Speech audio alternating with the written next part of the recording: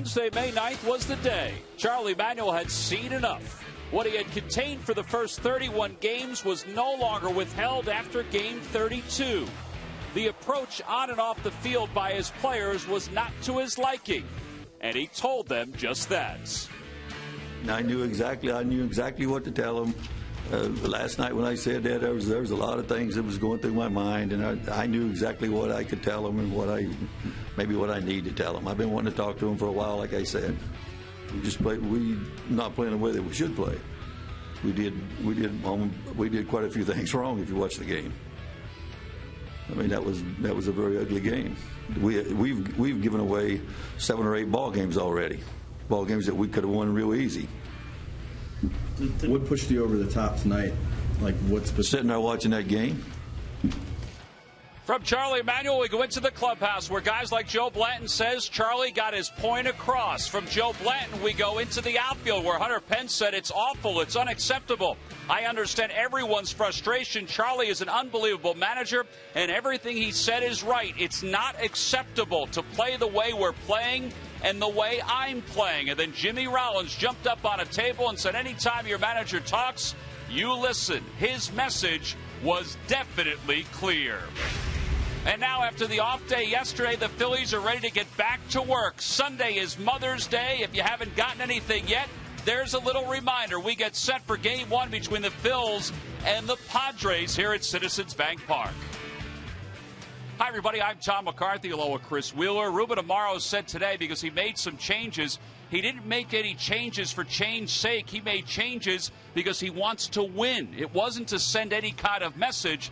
And Charlie Manuel, a couple days later, didn't really want to talk about his closed-door meeting, but he knows that his message was heard. Well, he felt better today. I mean, just being around him the way we are all the time, you know when his fuse is about ready to go. And today there was a calm about him it was nice to talk to him and realize whatever happens, he got it off his chest, and he feels a lot better about it. All right, we talk about changes, Wheels. The Phillies have made 3 different roster moves coming into tonight's ball game.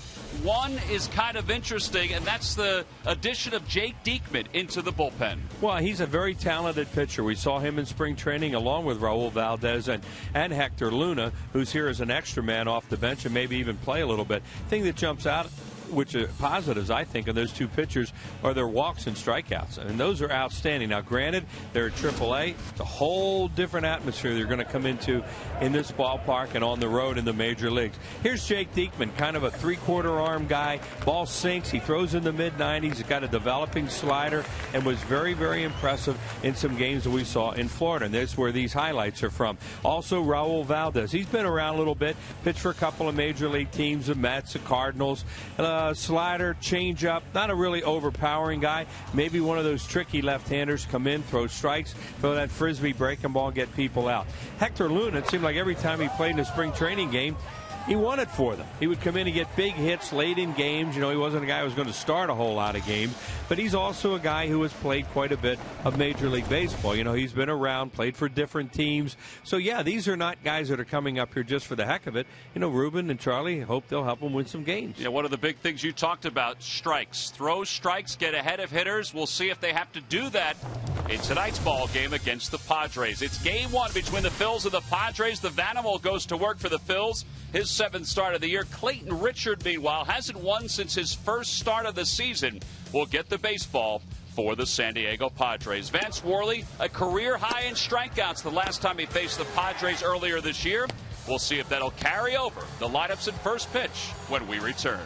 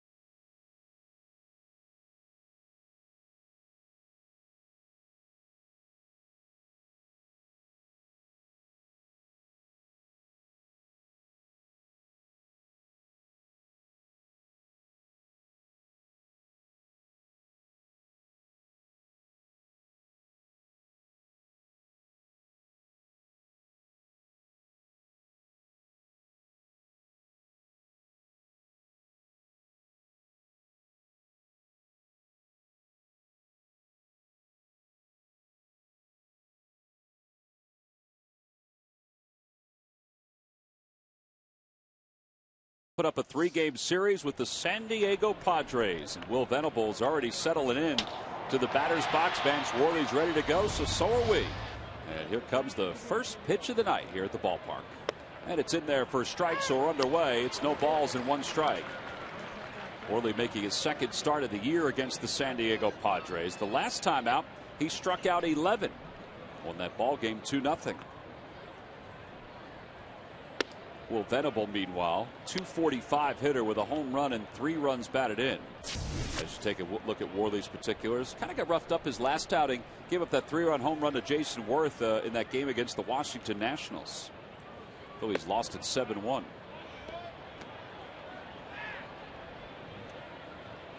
The particulars, 88-92 with his fastball, and just get some quicker outs. Yeah, we put that in the scouting report tonight because I think that when he struggles in games, he gets behind and he throws a lot of pitches, and then not that he tires, but they kind of have to get him out of games a little quicker than they want to.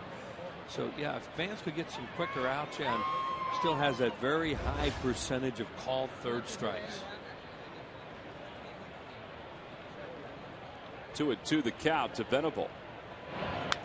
And Venable fouls it away, so it remains 2-2. Right now it's at 88 of his last 155 strikeouts. That's 57% are called.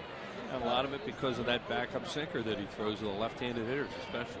Yeah, the last game he didn't get that call from Sam Holbrook, the home plate umpire. We're going to work the outer part of the plate, and he fouls it off the glove of Ruiz. So another foul ball. The count remains 2-2. There's Killett Flea, who made his return on Wednesday night and pitched very well through 6 innings. And on another night, he could have gone even farther. Yeah. There you go. Slider.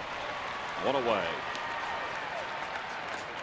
Now the rest of the Padres lineup brought to you by Xfinity, your home for the most live sports. Chris Denorfia is about to walk to the plate, followed by Chase Headley and Yonder Alonso. Then Guzman, Hundley, and Hudson.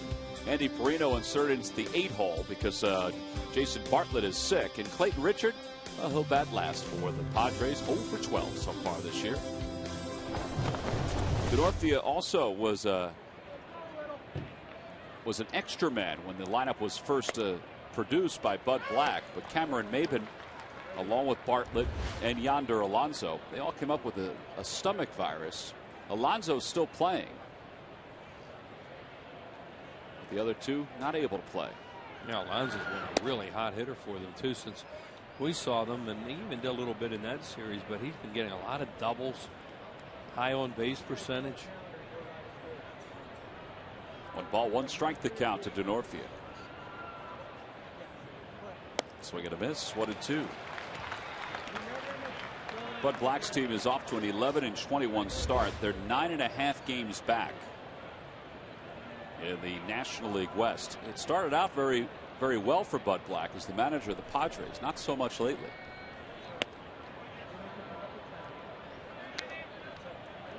Former pitching coach for Mike Scioscia.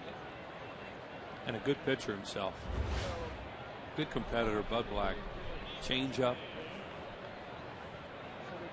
2 balls, 2 strikes the count to Denorfia. And a call, strike 3, right on the outside part of the plate. Instead of going with that 2-seamer to the lefty, he went to it with the righty, and it came back over the outer edge. Back-to-back strikeouts for Worley. Talking about all those called 3rds that he had. Yeah, that one didn't do a whole lot. Tried to come back a little bit. It was really a strike all the way. Well, it's time now for our Nissan keys to tonight's game. Well, new day, new approach. They just have to play better. Everybody knows that. And of course, outs from the pen. The way Vance Worley's thrown in this first inning, maybe they won't see the bullpen tonight, but if they do, that is certainly a key. 1, 2, 3, go the Padres. A 12-pitch first inning on to the bottom of the first. Padres nothing. Phillies coming up.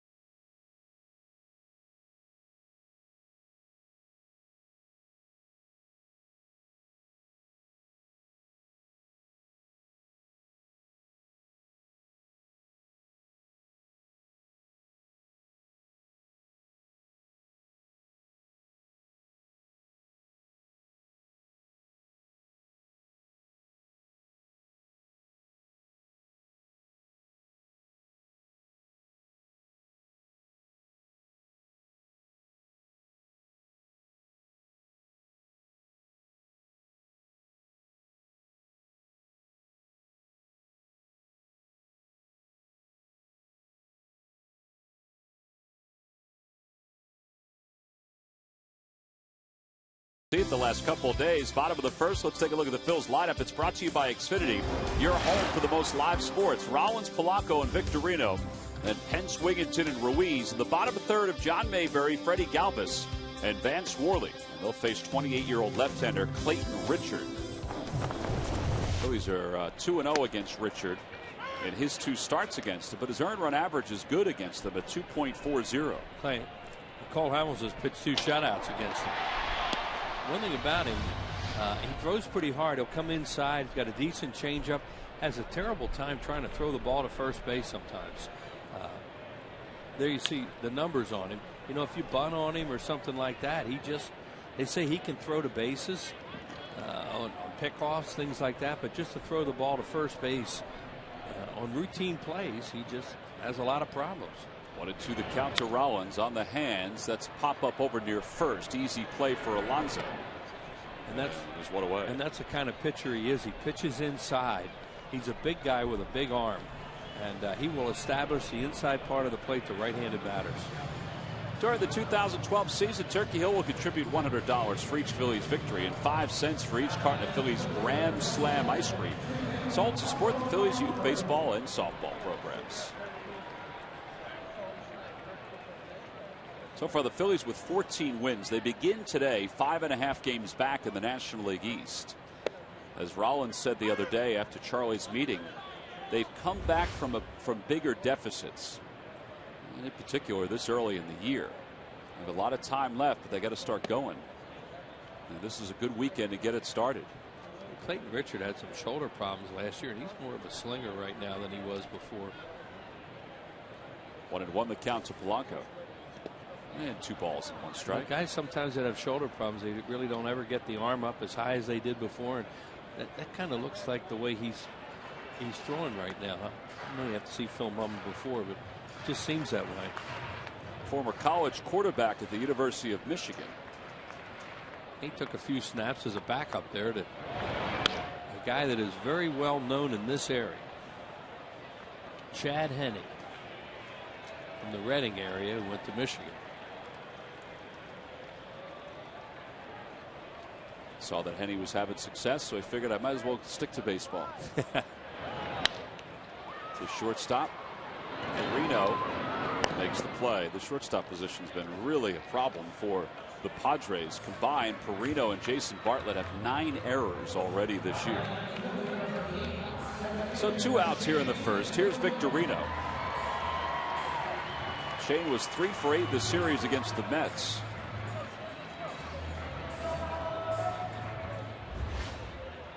His average of 244 with 5 home runs.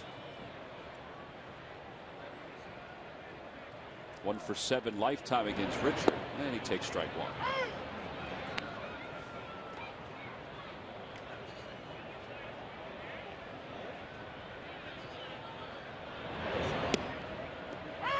Quickly 0-2. Richard back in 2010 after he was picked up from the White Sox won 14 games for the Padres. 3.75 earned run average. In fact, he was pitching that year, but Jake Peavy, who he was traded for, wasn't really. He gets Victorino to pop that one behind the mound. The third baseman Headley is there. So 2 pop-ups on the infield and a ground out, and Richard has an easy first. He throws 12 pitches. We go on to the second. Vance Worley getting ready to go back to work.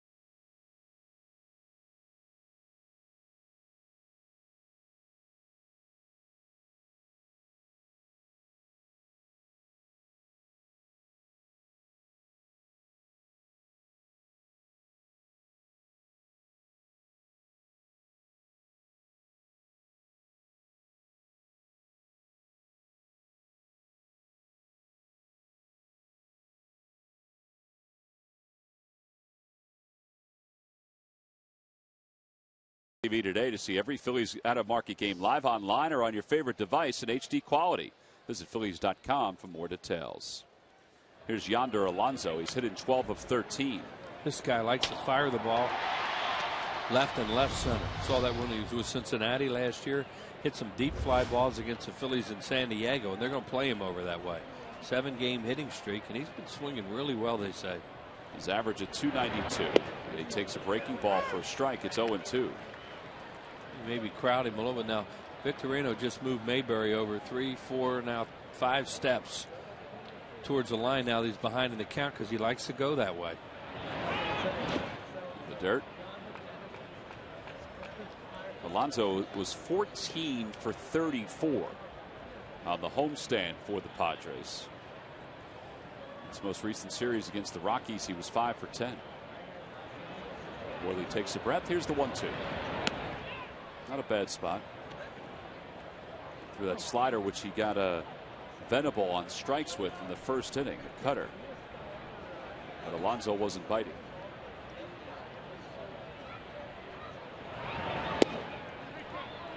See how they're trying to crowd him a little bit because I guess he likes the ball away to hit it to left and left center. Some guys have that inside out swing like Harper a little bit, and they can hit it the other way. Off the plate up the first base line, a fair ball and a tough play for Wigginton, who stayed with it. 3 unassisted, and that's not an easy play for a guy with a bad rib. Well, it took a crazy hop when it hit. It had all that spin and went sideways. Well, could be a double if he doesn't catch it. Look how it changed because it was going to be over the bag, I think. Oh yeah, right. It was over the bag. There, yeah, it's a fair ball right over the corner of the bag, and if it gets by him, unless Galvis can get to it really fast, that could have been a double. Oh, 1 out. Here's Jesus Guzman, who takes a strike. It's 0-1. Guzman 256 with no homers and 11 runs batted in.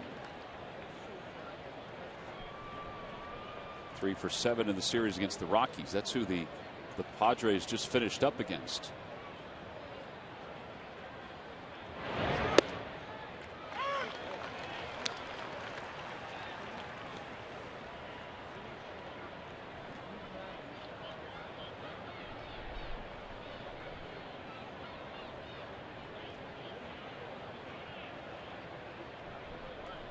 To the count.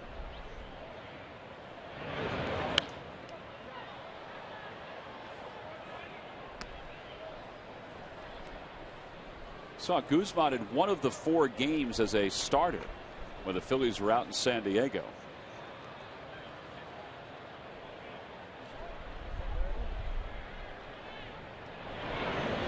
And a called strike 3. 3rd strikeout already for Worley. 2nd one looking.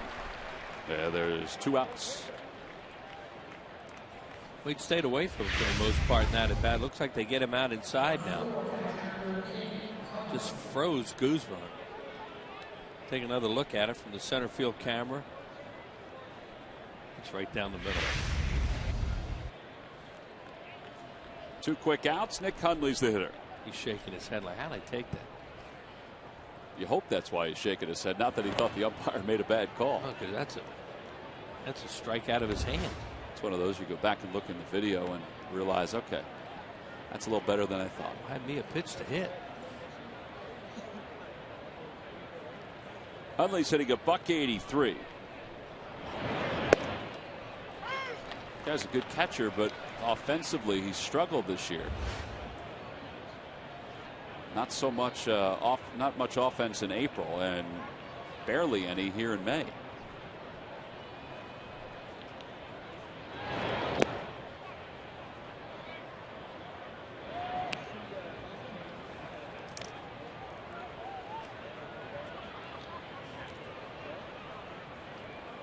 One of his home runs came against the Phillies in that series in San Diego. Takes at the knees, 2-2. Yeah, he had a big game. A 2-run home run. He hit that off Joe Blanton. Washington's jumped out to a 2-0 lead over Cincinnati. Roger Bernardino, who homered in last night's ball game for Washington. He's homered again. It was a 2-run shot. And a called strike 3. Back-to-back strikeouts for Worley. He has 4 through the first 2 innings. And it's another 3 up, 3 down inning for Vance. So 1, 2, 3 go the Padres. We're into this game an inning and a half. And Vance Worley is certainly dealing out of the chute.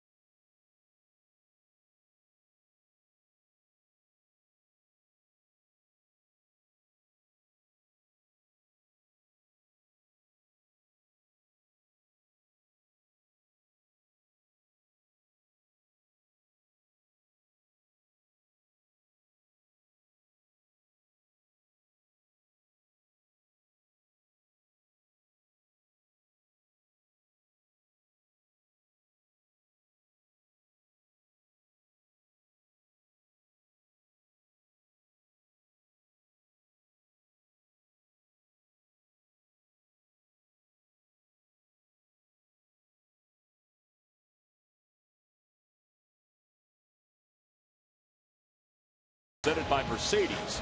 Tomorrow afternoon at 1:30 on Comcast Sportsnet. Pence is about to lead off as the crowd continues to settle in here on a gorgeous night for baseball. Boy, the weather is really taking a turn. San Diego weather here tonight. Hunter hits it hard. It's the first pitch, scooped up by Perino.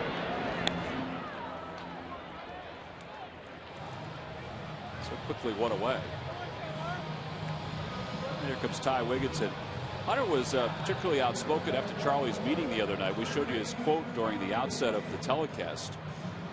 And he was honest with everybody when he was asked about even his play. He said, I just haven't played well. He said, I think he said that the pressure has kind of gotten to him a little bit, particularly with that dropped fly ball the other night. Well, he's had a lot of problems defensively in right field. Charlie's numbers in his 8th year as the manager of the Phillies. Nice play by that fan using the tarp for some help.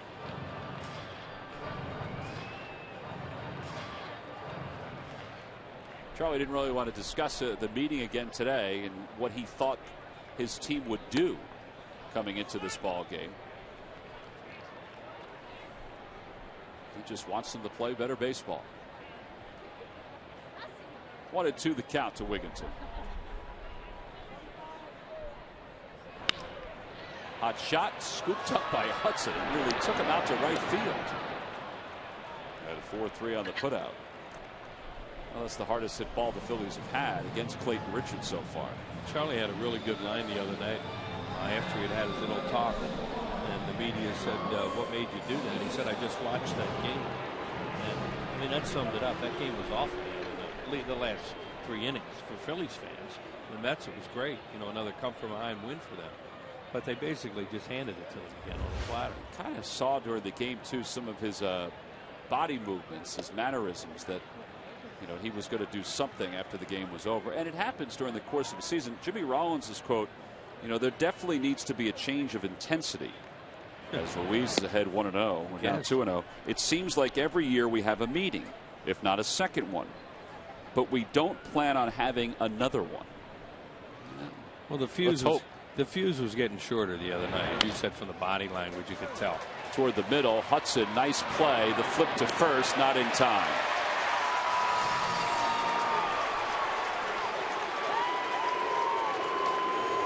Hudson can play second base. He's won the Rawlings Gold Glove in both leagues. He had a catcher going down the line. He knew he had a shot at him if he could get it on the bag, and he does. This ball looks like a base hit up the middle, but he gets a lot on that throw, and it's perfect right on the bag, and Carlos just beats it. So he's aboard with 2 outs. Here's John Mayberry. Nick's gone now. Lance Nick's on the DL with a calf problem, so you know, John Mayberry can get some more playing time. Yeah, worst case scenario, it'll be a platoon with Juan Pierre out in the outfield, and could possibly mean some more innings over at first base, even against right-handers. Well, they're trying to give him at bats. They're trying to get him going. He's hitting 3 straight, make it 4 straight. That's a bullet out toward left center field. Gone! 2-run home run for Mayberry, his first of the year. Man, did he smoke that one. The other day, it looked like he was coming awfully close to finding the swing. Maybe he's found it. And the Phils are up 2-0, and Mike Goldberg of Mays Landing. We didn't tell you this before, but you're our contestant for the McDonald's Home Run Jackpot, and you've just won $200. Yeah, he got a fastball out of the plate a little bit, and he had a screamer out there. We're just talking about him trying to get some at bats or trying to get him going, and you know, something like that can be great for your confidence. So 2-0 Phillies. Here's Galvis, who takes outside. Phillies have not had much luck with left-handed starting pitching this year. 7 in a row they've lost now, and they need a guy like Mayberry to help them turn that around. Galvis, despite the loss the other night, at one point he was the star of the game. He had given the Phillies a 4-2 lead. He was 3 for 4 with 3 runs batted in. And now he's ahead 3-0. His average at 213. He certainly has enjoyed hitting in this ballpark so far.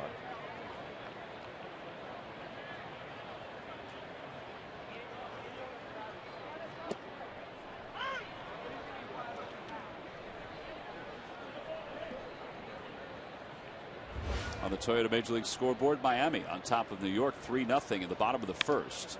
Galvis chops it toward the hole. Perino gets to it quickly, and a quick release, and he gets him to end the inning. But the Phillies strike first. They get a 2-run home run from John Mayberry. It's his first of the year, and it got out of here in a hurry. We go to the top of the third, and it's 2-0.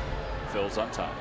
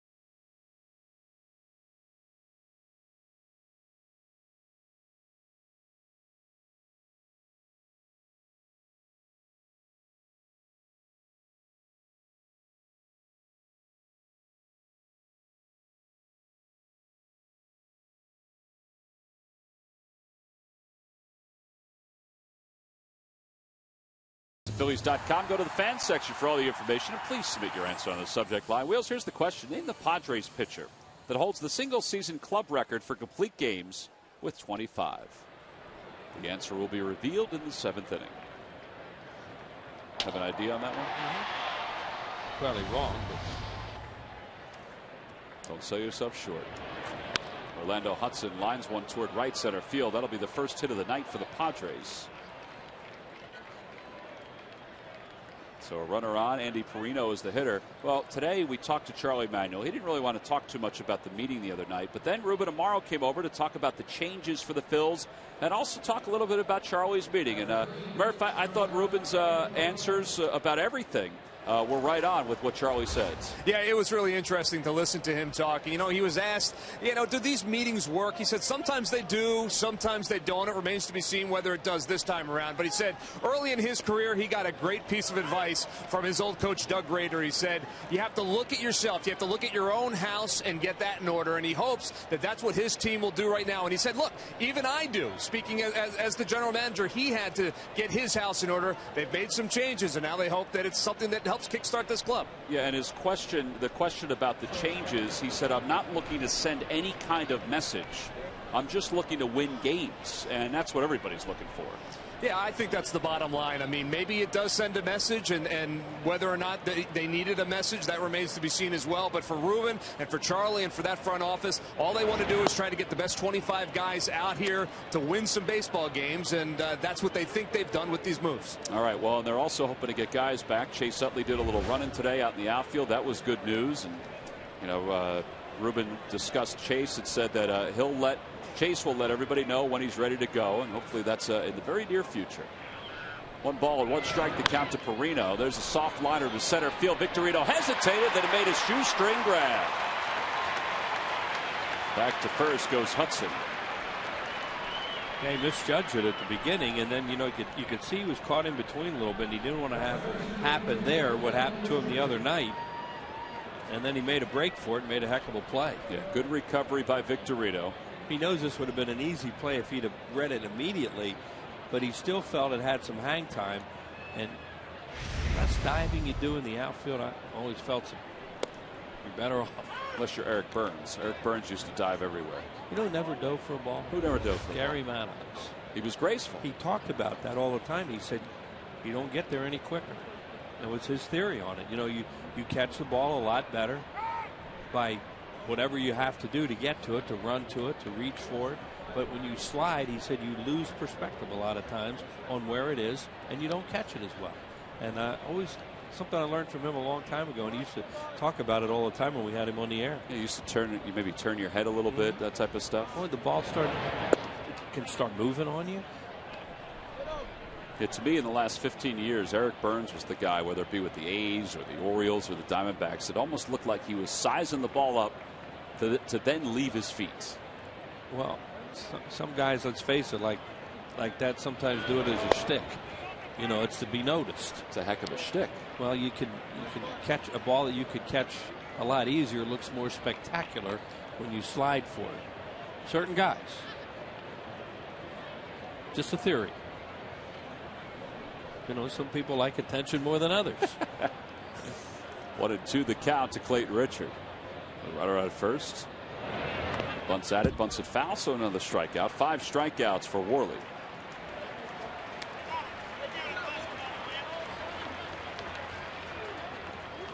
Vance had 11 strikeouts the last time he faced the Padres. But Black decided to keep the bunt play on with 2 strikes. And Clayton Richard up.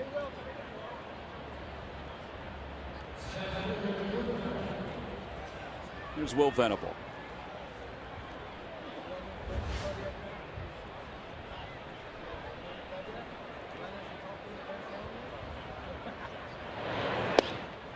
When you talk about sliding for balls and all, obviously I don't mean spectacular catches to your left or right, or things like that. Just the routine ones where you can catch it, on your feet. And that was always his theory about it. A lot of people would disagree with that. I'm sure to play the outfield. He was the Secretary of Defense. He's pretty good. And he still looks exactly the same. He does. He does. Yeah, he'd leave his feet to, dive for balls in the alleys and stuff like that if you have to. 1 ball, 1 strike, the count to Venable. Runner goes, pitch is taken outside. Perfect pitch to throw for Ruiz, and he guns him down.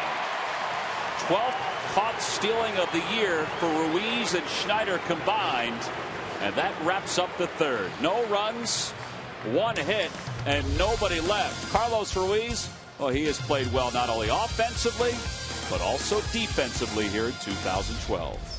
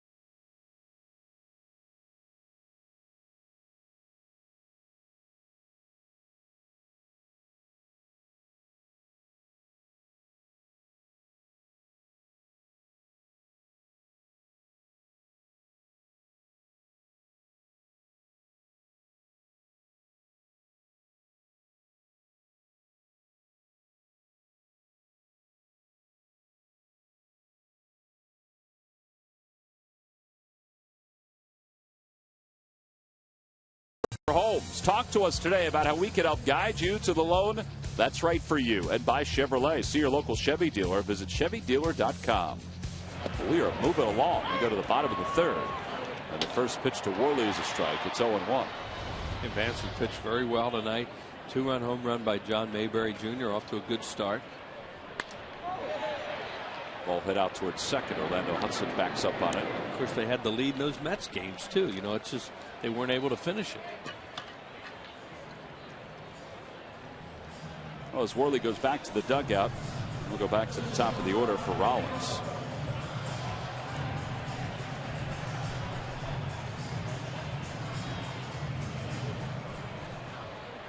Rollins popped out to first his first time up.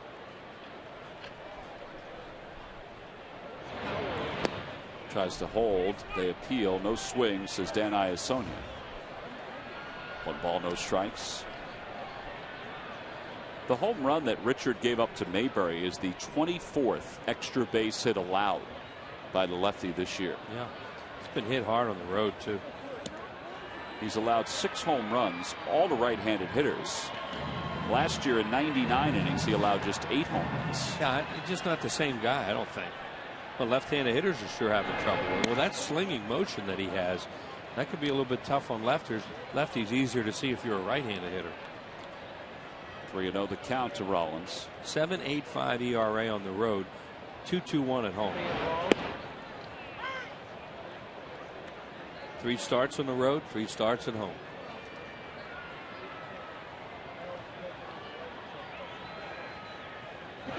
Rollins rips it to left field. A 1-out single, and Polanco will be the hitter. Oh, the home run by Mayberry means this: each one hit by the Phils this season, 1 tree will be planted by the Pennsylvania Horticultural Society as part of the Home Run for Trees program, a partnership between the Phillies, PHS, and Aramark. Home Runs for Trees is a part of a Plant 1 Million, a project to restore the region's tree coverage. If you want more information, go to Phillies.com/red goes green.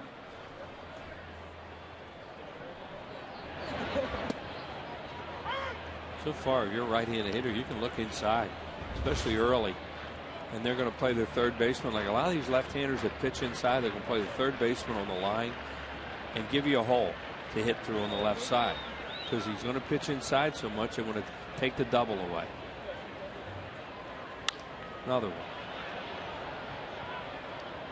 Pitch to Mayberry looked like it was out over the plate a little bit. John crushed it. But Richard has always been a guy trying to establish in on right-handers. Well, when you're walking down the aisle, whoa, pay attention. Look at the glove that guy had behind him. That was a heck of a catch. In fact, That may be part of our fans' plays of the year at the end of the season. That'll be home version. We already set up the road version last time. Mark it down, Jeff Halleckman, our producer. I think it was Washington or Atlanta. Guy had a great catch. I don't know. Jeff has it written down. Yeah. Slicer down the right field line. That's going to be in for extra bases. Hits the sidewall. That benefits the Phillies. Rollins to third. He'll be held up there. And Polanco goes to second. I thought maybe it would benefit the Phils because it hit that sidewall and died, and it would give Rollins an opportunity to score. But Juan Samuel, with one out and Victorino up, decided to hold him up. Yeah, and it's the right play. It was, because Jimmy was just getting to third.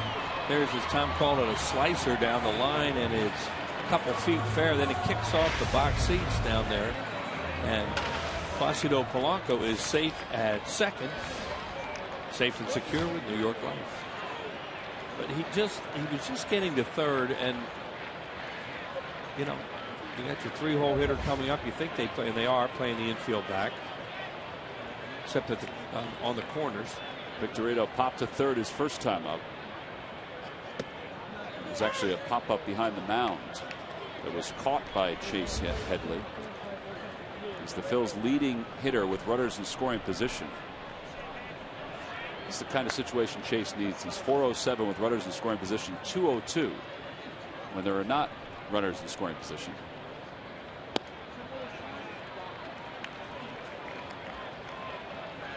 He went away from him that time. Now, if you're Shane Victorino and you've been watching all these right-handed hitters, you can almost think you may get something inside. You got to be careful not to jam yourself. Kind of the way you did the first time up.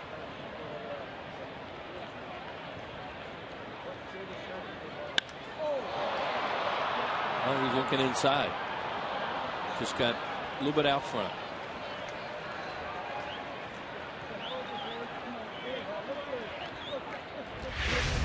Figure he went away. Now the odds are he's going to come back in, but not a strike. And there's no way you can keep that ball fair. That's a true ooh-ah ball. Sure if there ever was one. Pitchers don't care about those. We hit them all day. Now they bring the infield in with the count 0-2. Right. The reason.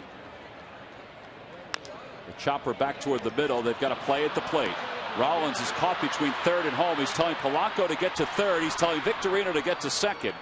And that's what happens. But there are 2 outs. And the reason you do that with 2 strikes is the hitter is in a much more defensive hitting situation. And the odds are they'll nub one, or they could nub one, or not hit it as hard as when they're ahead in the count. So you might bring the infield in and gamble. They did. The Phillies go on contact. See right there. And he's going to be a dead duck when you go on contact, but you see Jimmy was directing traffic there to make sure that Shane Victorino at least got to second base. Nobody was covering out there anyway. Well, now with 2 outs, the Phillies need a clutch hit from Hunter Pence. The Mets did this the entire series. They got RBIs with 2 outs. And a base hit should give the Phils 2 RBIs. Swing and a miss. It's 0-1.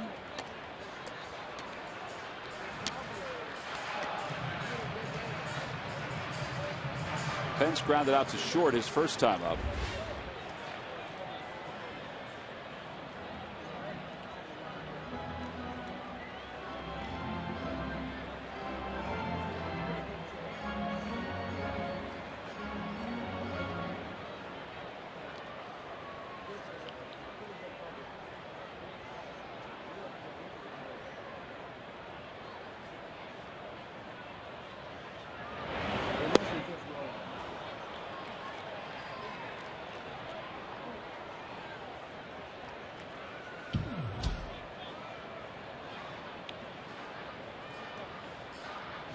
A good turn of success with runners in scoring position in his last 16 at bats.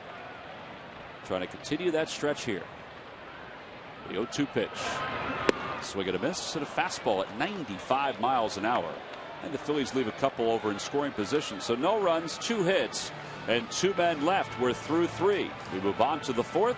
Phillies up 2-0.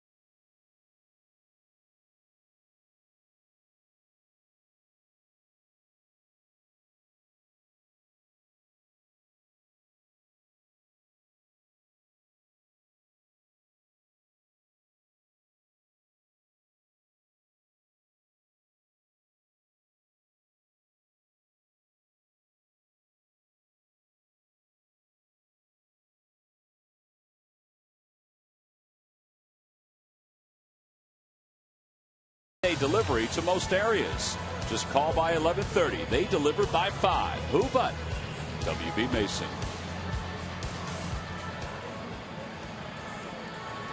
Capacity crowd on hand once again as the Padres and the Phillies go to the 4th. 2-0 Phillies. It's Teacher Appreciation Night here at the ballpark. Kyle Kendrick's first grade teacher, Arlene Moore of Mount Vernon, Washington, was the guest of Kyle and the Phillies tonight. A number of the great teachers around the Delaware Valley were honored before the ball game today. It's the 12th time the Phillies have done that. Venable was up when Orlando Hudson was thrown out trying to steal in the 3rd. And he takes strike 1. 1 ball and 1 strike.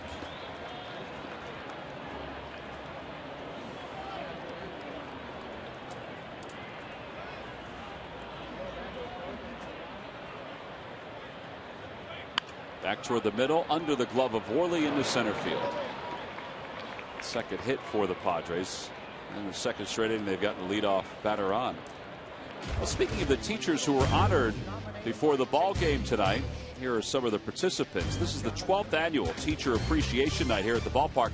It's brought to you by GDF Suez this year. And I don't know if any student would mess with that guy wearing the Captain America t-shirt. Oh, boy. Look at those arms he has going on there. Do whatever homework he asks. Yeah. Denorfia takes a strike. Don't be late to the class. No. Denorfia struck out looking his first time up. Venable is a threat to steal. Only 4 steals this year, though. And it's 0-2. I like the movement on Vance's ball so far. Keeping the ball down, strikeouts. It's those strikeouts because that ball comes back across the plate. Swing and a miss. 6 strikeouts for Worley.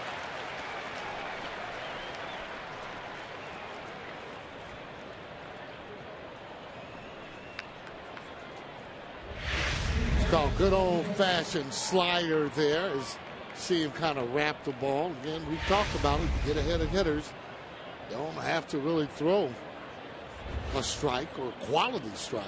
Yeah, particularly if you have that cutter that Worley throws where it starts out looking like a strike and then it just jets outside the strike zone. Very difficult pitch to hit. 1 ball, no strikes the count to Chase Headley. Headley is the Padres' best hitter, although Alonso's their hottest hitter and he's on deck. Yeah, really, in order to win, you need about 2, 3, 4 guys in your lineup to be consistently hitting that ball to make it easier to score runs. I think the Padres would take 2 at this point. They're 16th in the league in average. It was at 220 when the game began. Bud Black's team also is 15th in runs scored with 102.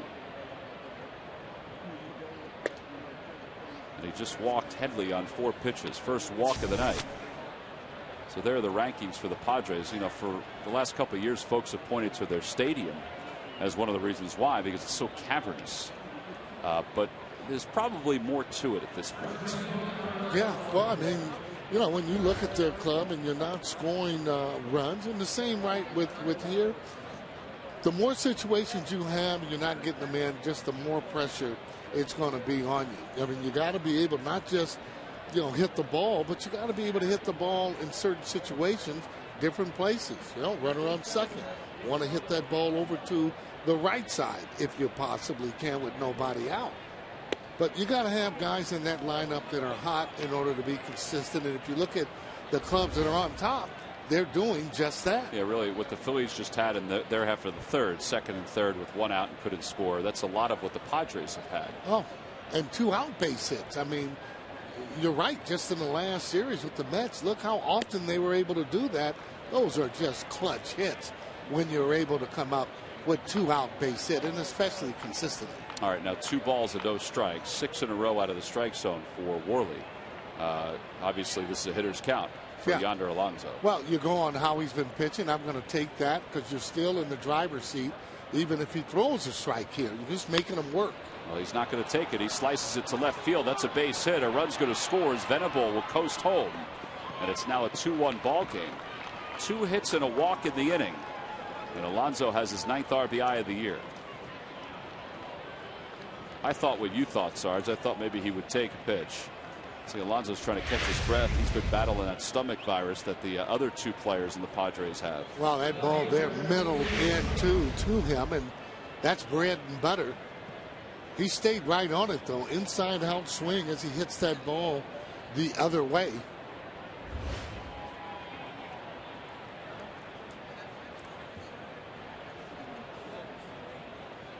Guzman is swinging a miss at a cutter. It's 0-1.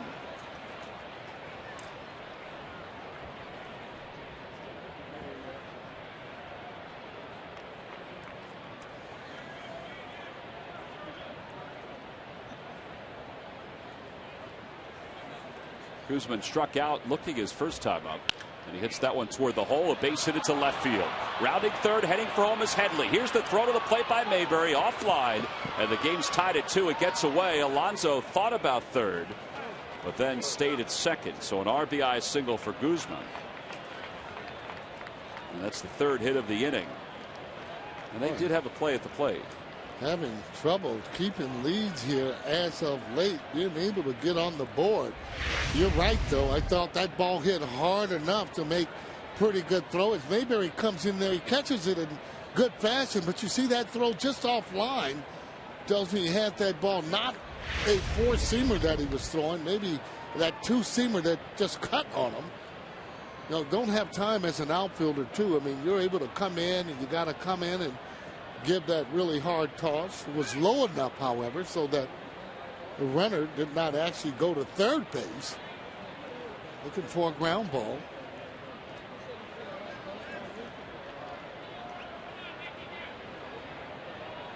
So now 1 out with runners on first and second. Hundley struck out looking his first time up.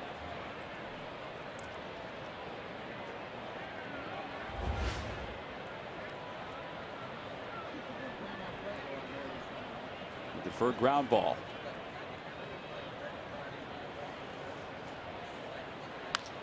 Gets one on one hop to Wigginton. He bobbles it. He has one play, and now he has no play. He had a double play, and then once he bobbled it, he still had the runner at first, but then bobbled it again. Yeah, that was after bobbling it, kind of panicking a little bit. He made a great play, though, just to pick that ball. That was a bullet that was actually hit.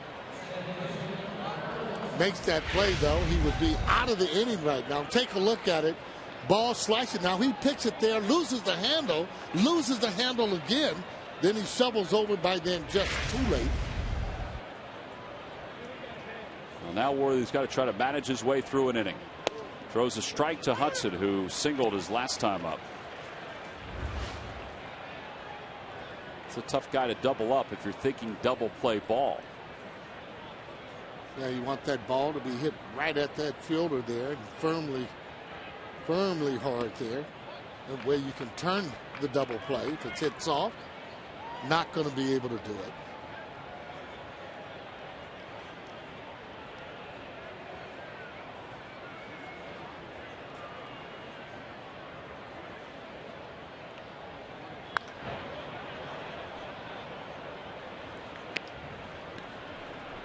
Doesn't have the same movement, Sarge, in this inning that he had in the first 3 innings. Would you agree? Balls are in kind of a what you call a hitter's right there at the belt.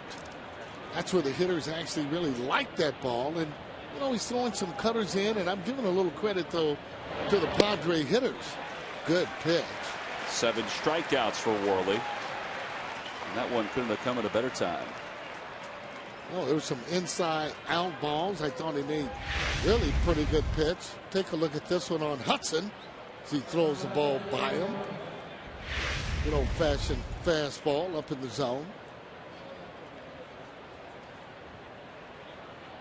Well, Hudson will go back shaking his head, and now Worley trying to get Perino out to keep this at a 2-2 game. There's a curve outside, 1-0. A lot of times, if hitters are getting hits, it doesn't necessarily always mean that that ball is right down the middle. At times, you do have to give the hitters credit, and vice versa.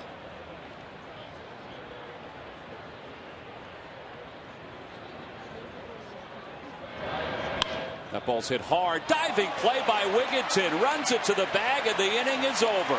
That's a heck of a play on the glove side by Ty Wigginton. And he really saved Vance Worley's inning here in the fourth. The Padres do get two. They leave them loaded. They managed 3 base hits. Wigginton had one of these earlier in the inning. Couldn't make the play. This time he does.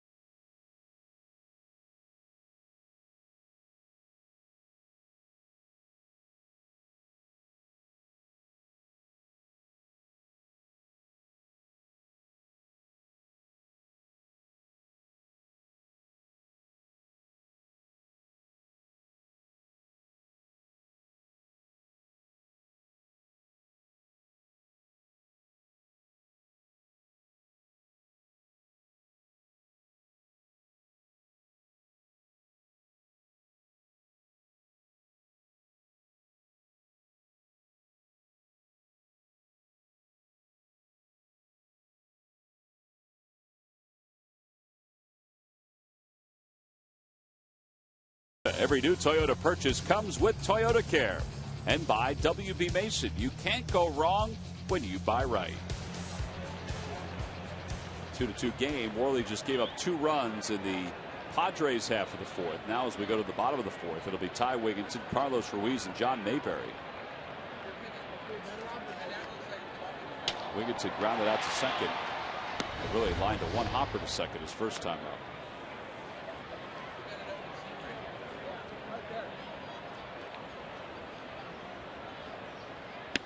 He's ahead 2 balls and no strikes.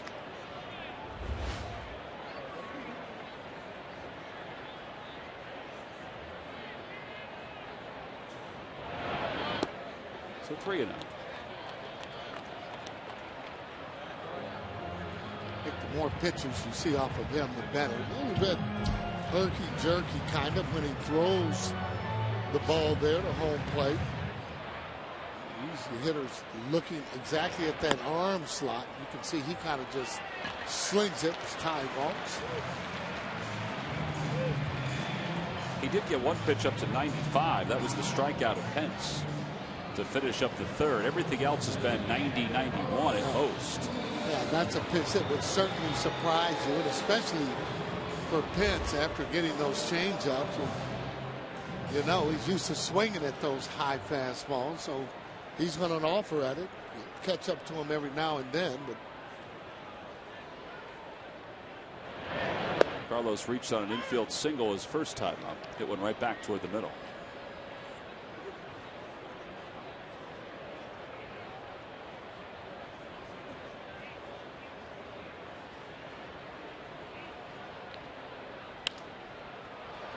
To the count.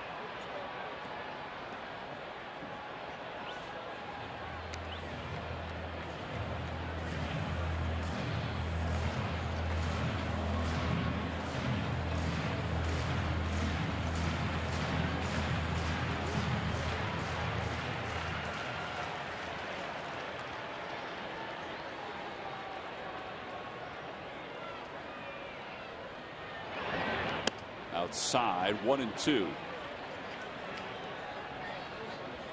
Charlie said today that Wigginton and Ruiz would take batting practice, and he would see how they were because of their little ailments. Now, Carlos, he thought was going to be fine. Wiggins said he wasn't sure about it.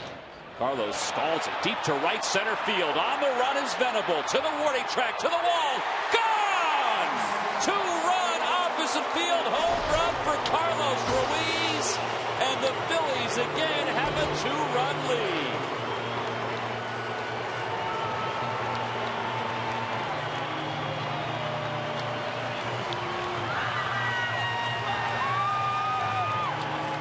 Boy, he keeps coming up with big hits after big hits for a right-hander to hit that ball there in right center, more center field. Just about as perfect as can be as it gets out of the ballpark to take that 2-run lead again and gets a kiss for that home run. I think everybody's hoping that they have a few more kisses before the end of the night. Boy, you can just tell when the ball is hitting a certain area, and especially with that sound, again, it's just a matter of how far. So Carlos with a 2-run home run gives the Phils a 4-2 lead. And now a trip to the mound by Hunley. And more so being able to get that momentum back on your side. Particularly after not scoring in the bottom of the third. Phillies looked like they had a chance of a Blanco double. Those are the kind of situations that put pressure, on you.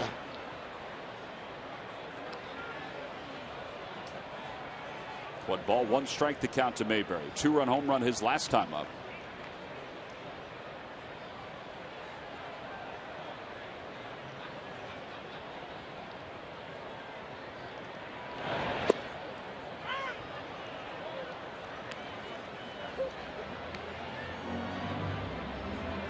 I think one of the reasons, too, that you still see him in that little crouch, even though he keeps coming up a little bit more and more, he feels comfortable.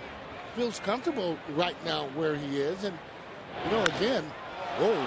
That ball's hit well to center, but the yard's going to keep it. And Venable makes the catch. Talk about just missing the ball. See, and the thing is, though, he's been hitting the ball pretty hard his last few starts that he's had. So with that, you get a lot more confidence. Well, the last time Mayberry was up, we had our Coors Light cold hard blast. Sarge. Yeah, it sure did. Going out of the ballpark, hadn't had a home run in 92 at bats, and what? See you later. That's your Coors Light cold hard blast. First home run since September 21st of 2011. Freddie Galvis grounded to shortstop his first time up. He's 0 for 1. Let's hope John's going to keep on coming out of this. But you notice, too, though, when Carlos, who's been hot almost the whole season, he's been hitting balls to right center and also to right field. So you know that he's seeing the ball very well. He looks inside. He's able to pull the ball. But when you're hitting the ball well, it all comes easy for you. Everything is slowed down.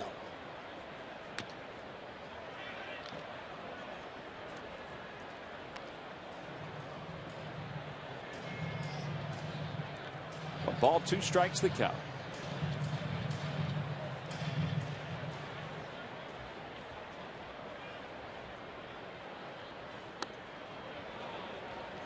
Toyota Major League Scoreboard. Washington now leads Cincinnati 6-0 in the top of the third. Bernardina's added another RBI. Nationals lead the division by 5, or lead the Phillies by 5.5. They lead the Braves by a half game. Braves were off last night, just as the Phillies were. Washington played tonight. Atlanta's in St. Louis, where they are right now retiring Tony La Russa's number 10. Well deserved.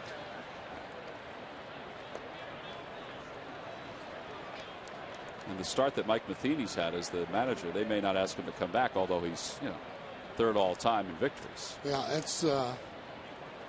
that's incredible. Think he'll ever manage again? Well, I mean, to go out the way that he did, it'd be very hard, I think, for Tony to come back. I think that he feels that he wants to probably do something else in the game as opposed to managing. He has a Hall of Fame career for me, over 2,700 victories. But the fact is, again, he will be able to choose probably what he wants to do. Galvis hits it hard, but right at Guzman. And there are 2 outs. Well, this Monday and Tuesday, the Phillies will wrap up this homestand against the Houston Astros. Monday is a 7:05 first pitch, a free Phillies Liberty Bell cap to all fans. And then Tuesday is the Citizens Bank Business Person Special. By the way, Monday is sponsored by Teva. It's Teva Respiratory Asthma Awareness Night. There are some seats still available. Go to Phillies.com to purchase today. Worley hits one to shallow right center. Coming on is Denorfia. The Phillies, though, score 2 more in the inning on a 2-run home run by Carlos Ruiz. It's his 6th of the year. His career high is 9. And this was some pretty impressive swinging. He went the opposite way. And it just got a couple of rows back. The Phils lead it 4-2 as we go to the top of the 5th. And a smooch for Chooch.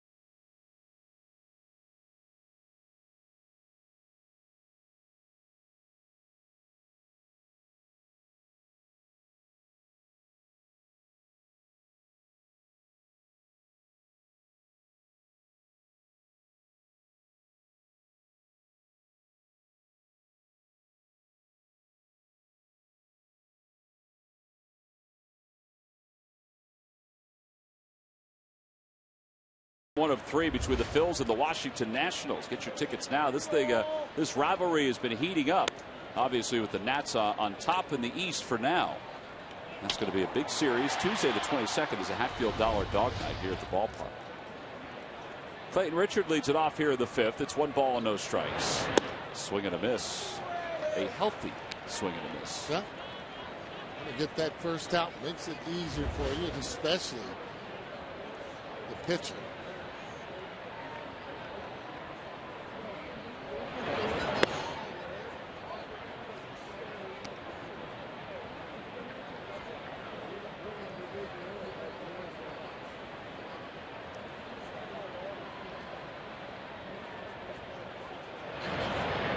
It's 2-2 the count. Well, he's been able to hit that inside corner. There's a difference, though, because when he's not, ball over the heart of that plate, it'll be hit hard. Once he keeps it in that spot, he's doing just fine. Swing and a miss. Another strikeout for Worley, number 8 in the ball game. Good slider tonight. Good breaking ball that he's throwing in there. A real good spot and setting up his pitches very well. Yeah, he hasn't thrown many of those 2-seamers to finish off an at-bat. Maybe he's setting it up for later in the game. Yeah, too. And I noticed some of the hitters, though, they're staying in there on that inside pitch. Whether or not they're taking it, kind of looking to see whether or not it goes back out over the plate. Venable singled and scored his first time up. Shows bunt, takes inside. Think you'd be able to score on a basketball court with this kid? Oof. Probably not. Not right now. Some years ago, though.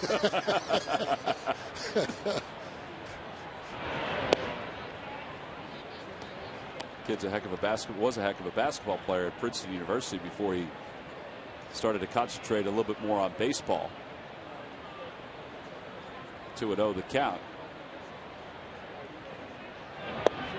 2-1. Speaking of basketball, congratulations to the Philadelphia 76ers for advancing to the next round. Sure, that's awesome.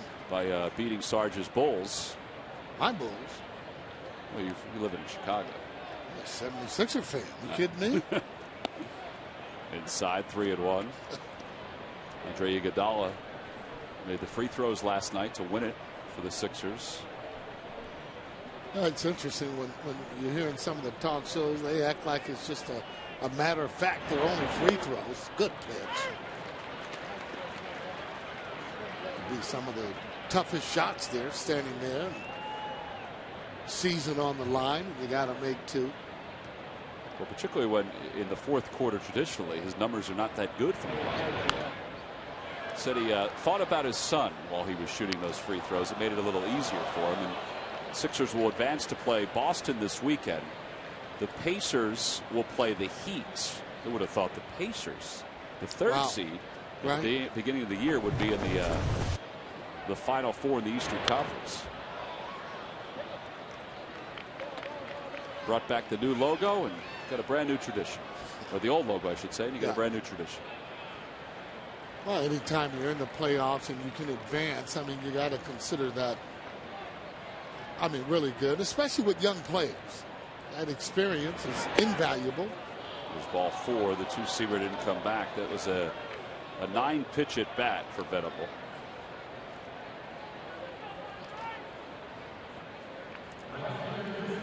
Pretty tough pitch he took. Beard, however, appeared to be a ball, maybe inside.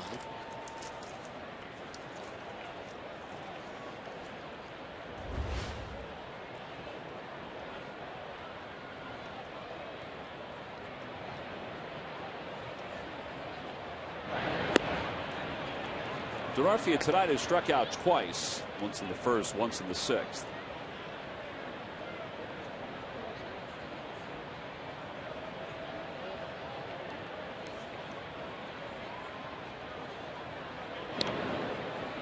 Most of these guys, pretty difficult to get accustomed to the hitting coach, and so far they've had 6 different hitting coaches. I think this year they have a couple of hitting coaches. There's a ground ball to short that should be 2. In fact, it should be an easy 2. It is 6-4-3 double play.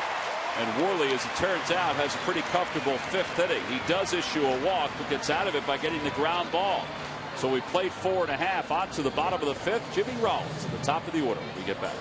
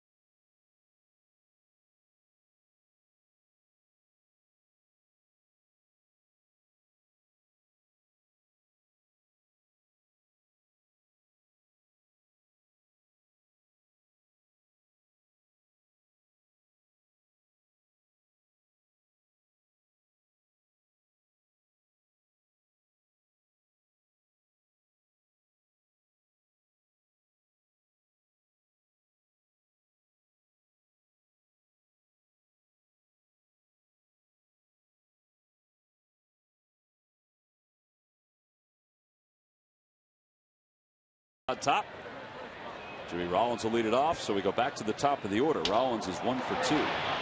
Takes upstairs 1-0. Rollins singled his last time up. Hits that one to right center field. Venable with good speed gets to the spot.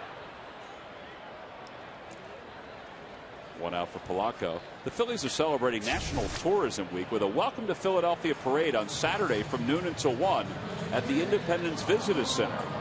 Join the Fanatic, the Phillies Ball Girls, and Colonial Fife and Drums in unveiling a Phillies video display, which features a Welcome to Philadelphia message from Ryan Howard. For more details, visit Phillies.com.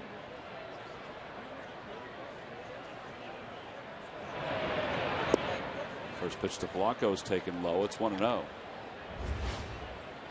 Polanco doubled his last time up. Grounded out to short his first time up.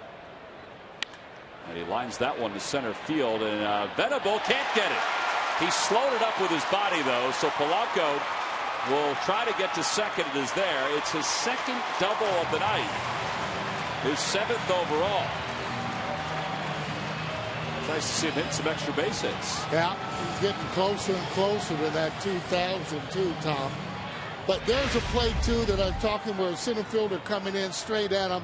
I think you're going to have a little better chance if you're going straight through the ball, because when you stop, you see how he had to, like, kind of slow himself down to dive. If he keeps going, he can open that glove and probably end up catching the ball. But that's everybody wants to be on the show, diving and catching one. But it's an easier play if you run through the ball. Nice hitting, though, Polanco. Now Victorino, who had a play like that, a similar one the other night, and missed it and went right past him. And it turned out to be one of those plays that he would like to forget about. Well, I mean, it's a situation where there are times you are going to dive, but you shouldn't time it to be able to dive. Diving should be as a last resort where you can't get it any other way. Victorino lines it left field. Polanco hesitated for a moment, and he'll stop at third. He wasn't sure if that ball was going to be caught or not. First and third with one out. So Hunter Pence will get another opportunity with a runner in scoring position. Yeah, that's pretty good hitting and good base running. You want to make sure the ball goes through. We talked about it before. You freeze on a line drive. Take a look at it, and that's what you're supposed to do. You freeze coming on around. You still got a good situation here. Runner on third base with less than 2 outs. All right, now Darren Balsley's going out to talk to Clayton Richards, so this will give me a chance to ask you about the team meeting the other night. You were a player. You have a perspective about it from that standpoint. You were a coach, and you have a perspective about it from that standpoint. I mean, what are your feelings on it? Well, first of all, there are two ways that happens. You have a manager that will call a meeting. Usually he's going to do just about all the talking. You'll have a players manager. Well, they'll get together with themselves and talk about different things they should do meeting to win the ball game, and that way they can get on each other in there, players only, as opposed to having a manager or coaches in there. Once a manager has it, you know it's pretty much serious, and most of the guys have been saying that, and that's to get them to refocus on really what they need to do, and also, like he said, to play better. I mean, you can go in the stands and get guys that are going to try to be able to play out here, but this is a higher level, and you're expected to perform and to perform like a professional. You prefer a players-only meeting or a manager coming in and having a meeting? I like the players-only. That way you can really get on. But I was a little bit more vocal anyway. You? When I was playing. You know, with the manager sitting there, you're letting him kind of just really take charge and do the meeting himself. But both of them, you know, turn you around and get you focused. And Charlie's a guy, he doesn't like having a lot of meetings. And he'll have them, though, when they're necessary, and when he does, you know he is just fed up. First and third, 0-1 the count to Pence. Let it throw over to first. But you're like everybody else. It was an appropriate time to have a meeting. Yeah, well, again, too, you like having those meetings when the right teams are coming in. I mean, let's just face it, you don't want to be having those kind of meetings when, say, for instance, you have Nolan Ryan pitching. What good is that going to do? Tapper back toward the mound. Polanco holds at third. The throw is low, dug out by Alonso. Up to second goes Victorino, but now 2 outs in second and third for Wigginton. Good base running again on Polanco, I think. Not just running into it. It appeared that they might have been going on contact, he would have been out at home plate.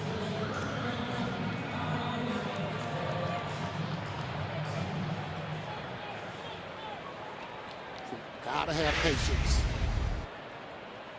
Now take a look at this play as he stops right there. He knows he'd run right into the out.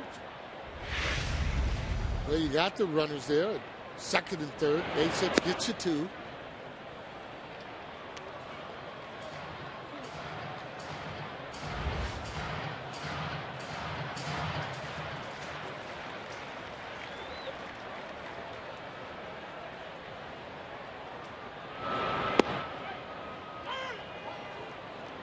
That pitch looked like it was outside, but the home plate umpire Bill Miller called it a strike. And it's 1-1. Not only outside, it was diving out there, going the opposite way on that outside part of the plate. Grounded to shortstop. Victorino tries to shield Perino. And again, the Phillies are going to leave a couple in scoring position. They did it in the third when Richard got out of it with 1 out and 2 runners on. And he does it here in the 5th. So that means we go to the 6th.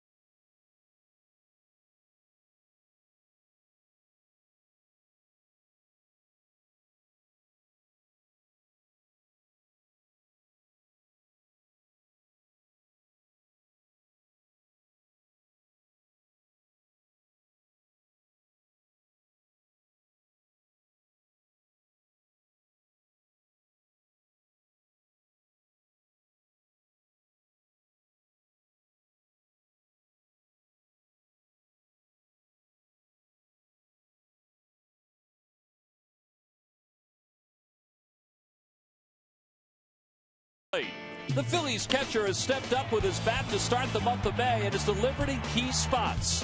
When Carlos Ruiz isn't swinging the bat, he is behind the dish, taking down would-be base stealers one after another, limiting Phillies opponents on the base paths. No matter the situation, Chooch always has a way to find the plate. And it's brought to you by Independence Blue Cross.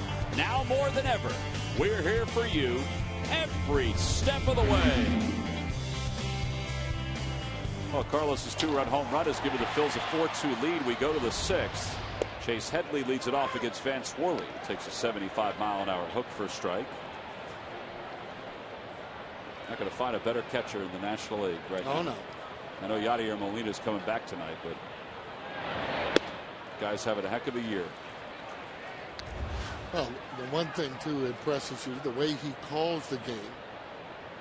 A lot of the pitchers on this team don't shake him off, and that means that he's following the game plan, but thinking right along with the pitcher. Here's the 0-2 pitch. Up high, 1-2. Tried to get him the chase.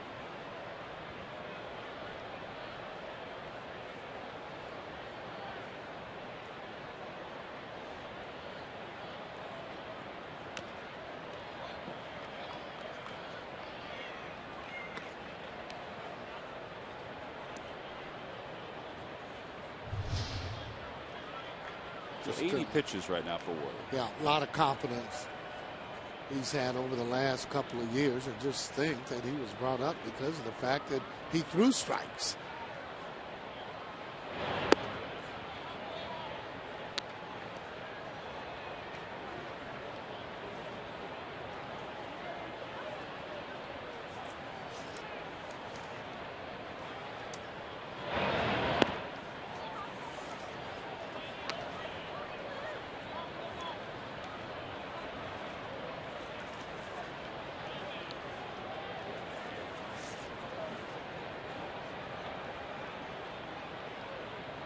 And a called strike 3. Punched him out with a two-seamer on the inner half. 9 strikeouts for Worley. And with 1 away, here's Yonder Alonso. Well, Jake Diekman was added to the roster today for the Phillies, and once he gets in, it'll be his major league debut. He's wearing number 63. And he said that the first call that he made when he found out that he was going to the big leagues was to his dad. So Greg Murphy has found Jake's dad, and he'll ask him about that moment. Murph, take it away. That's right, T-Mac. I'm with a very proud father, Paul Diekman. He is the father of Jake Diekman, and you and I were just talking about it. A very emotional day for your family yesterday when the phone call finally comes. Take us through when Jake gave you a call. Well, he called me at work like at noon yesterday. I was wondering, you know, I thought he was going to get called up in another month or so, but he called me and he told me he got called up. So we talked about 5 minutes, and then after that, I really couldn't talk anymore. You were pretty emotional, were you not? Yes, I was. He told us about that. And, you know, there was a time when you guys weren't sure whether this day would ever come, right? Yeah, probably 3 years ago, they dropped him down to throwing where he does from now. And it took him 3 years, but, you know, he finally got the hang of it, I guess, about a year ago. He certainly has gotten the hang of it. What are you hoping to see tonight? Well, I hope he gets in for an inning or so. You know, I just hope to see him. Paul, congratulations. Tom, I talked to Jake today. I know you did as well, and he said the same thing. He said he can't wait to get into a ball game, but he says that walk from the bullpen to the mound for his very first time, he said it's going to probably feel like a couple miles when he's doing that, but then he expects to calm down right after that. Yeah, no question about that, Murph. Thank you very much. You know, it was funny today listening to him talk. He said he called his dad at work, and his dad's secretary put him on hold for like 5 minutes, and he said he almost hung up because he couldn't wait any longer. Oh, boy. That's a dream come true, however, for any young man to get to the major leagues. That ball is ripped to right field, and it's not coming back. Yonder Alonso hits the Budweiser sign deep in right. His second RBI, and it's now a 4-3 game. I got to tell you, that kid's pretty quick. Well, it's his first home run of the year. The inside part of the plate. And Sarge, it's just the second home run here in May for the Padres. Wow, well, they hit the fewest last year, without a doubt. And that ball going right back over the heart of the plate there. No stride at all. Last year, they only hit 91 home runs, so they don't hit a lot of home runs at all. Well, here's Guzman. So the lead is down to 1. And he takes inside. Look at that. That is what you call full extension. Notice where his eyes are. That is just a classic swing, getting ready for the ball to go a long way. That would have been a deep home run in San Diego. Yeah, he was quick to the ball. Very impressive on balls that are on the inside part, and see hitters to be able to turn on those without bailing. 1-1 pitch. Hit toward the hole, and it's a base hit for Guzman, his second in the same spot tonight.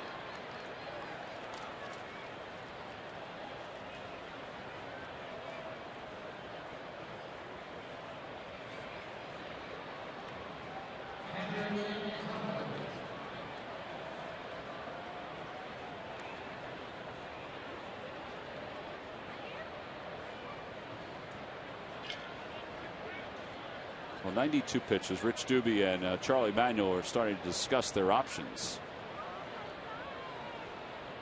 As Nick Hundley's the hitter. Hundley hits it toward third. Nice play by Polanco. There's one, and there's two. Well, they don't have to worry about their options for another inning or so. That's the second double play ball that Worley has thrown. It was a rocket off the bat of Nick Hundley. A run on the home run by Alonso. Carlos Ruiz will lead it off when we come back.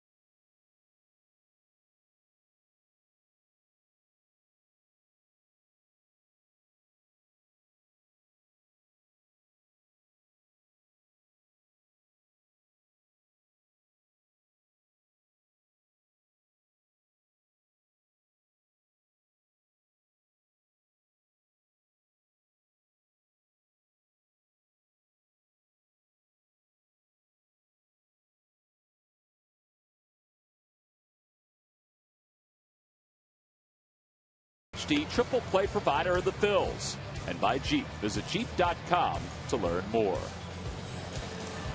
Another capacity crowd on hand tonight. Section 309 has a clear view of what's going on here at the ballpark. In fact, on some nights, that opening in the back kind of gives you a cool breeze to enjoy the ball game.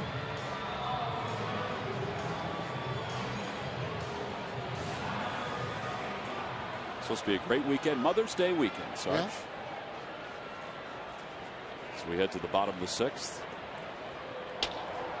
Carlos Ruiz, John Mayberry, Freddie Galvis.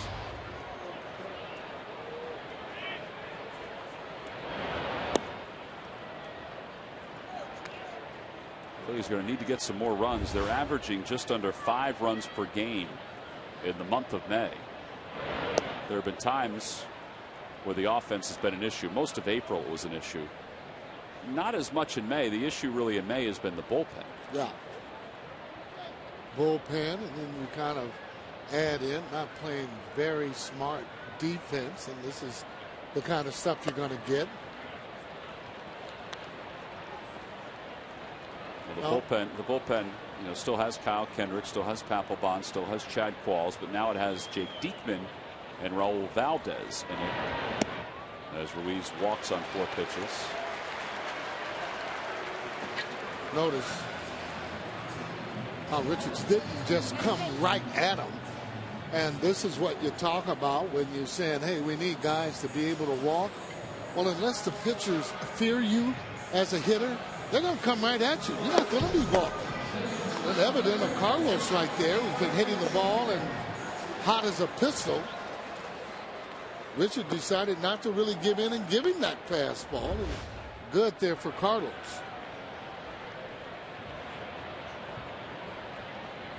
John Mayberry hit a 2-run home run back in the 2nd.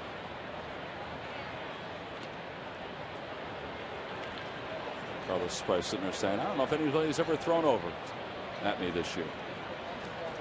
Right, because he's not thinking about stealing, that's for sure. He does enough work. Got a hit behind the plate, called the game.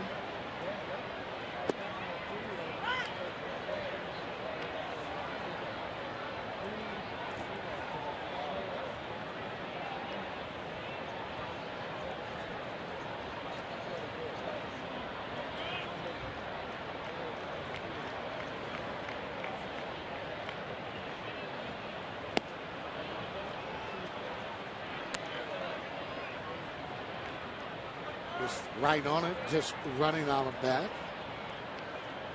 Swung at that pitch as maybe thinking that it was going to be on the inside part of the plate. Would have had a lot more success swinging at that very first pitch that was more middle in. Well, now the 0-2. Fights it off. And it's out of play.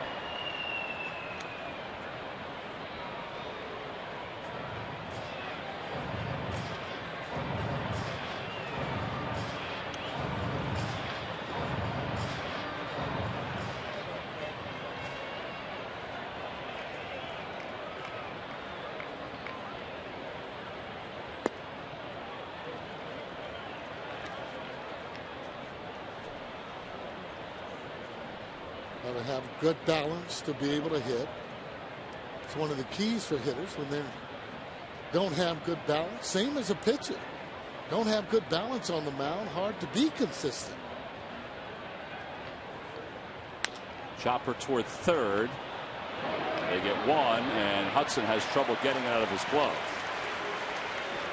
So 5-4 on the put out. Ruiz made sure that he slid in hard. A fielder's choice. What do you do with Worley if he gets up here, Sarge? I know Galvis is up first. Pitcher spot is due up next. You got Bastardo warming. Is his evening complete?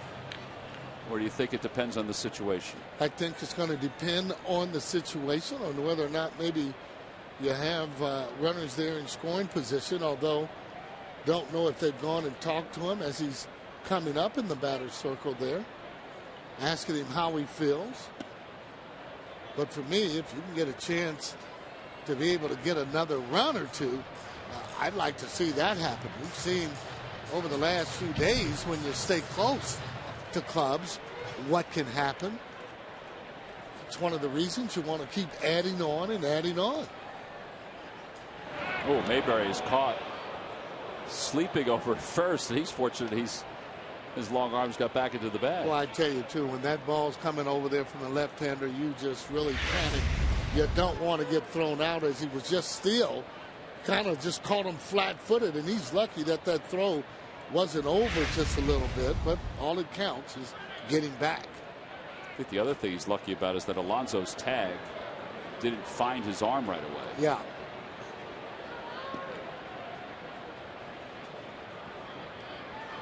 Didn't find his arm. Could have been down a little bit more, but got to be able to read him.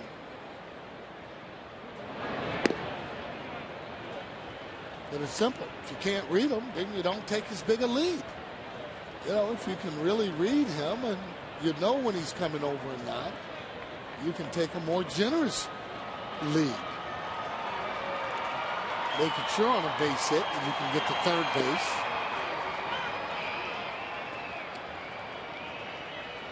'97, boy.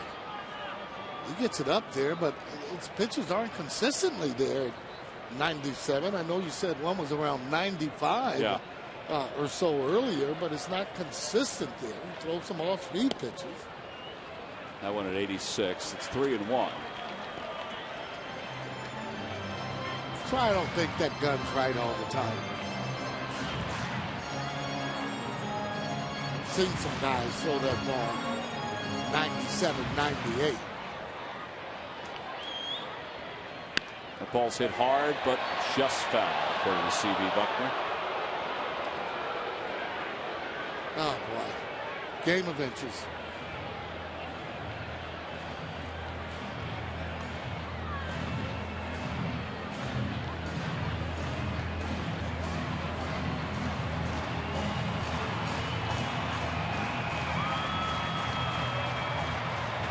So 3-2 with one out. Here at the bottom of the sixth.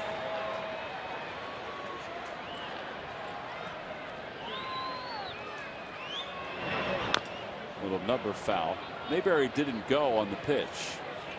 Yeah. Part of that's because the pitcher spot is due up next. Would you think? I think it's that, and I think he's not really able to just read him. Just don't want to run into an out over at second base. Normally, you would start a runner. But you want to make sure, and I'm sure Charlie's thinking about it, wants him to hit this inning.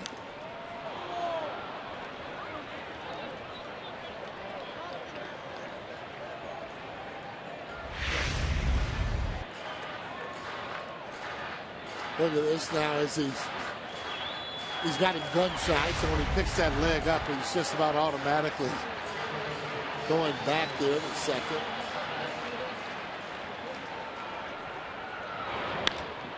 That one's to left center field. Guzman on the run. He misread it. It's over his head and it goes toward the wall. Bobbled by Venable. That's going to give Mayberry a chance to score. The throw to the plate not in time. Cut off by Alonso. 5-3 Phillies. That's a big hit. Galvi's improving daily as a hitter. Starting to look more comfortable. I thought this ball was just smoked. See where it is. It got a fastball in as he drove that ball, and you're right there. Kind of broke in on that a little bit. Now there's a play in front of Mayberry. Once it does that, he knows he's getting ready to go home all the way. Samuel sitting him. That's a big run as you're tagging on. Freddie Galvis, of course, happy about that production. He is now 4 for his last 7. And included in that 4 runs batted in. He sends Clayton Richard to the shower. So Mayberry will catch his breath. Hector Luna has been introduced as a pinch hitter for the Phillies. So Vance Worley, his evening is done.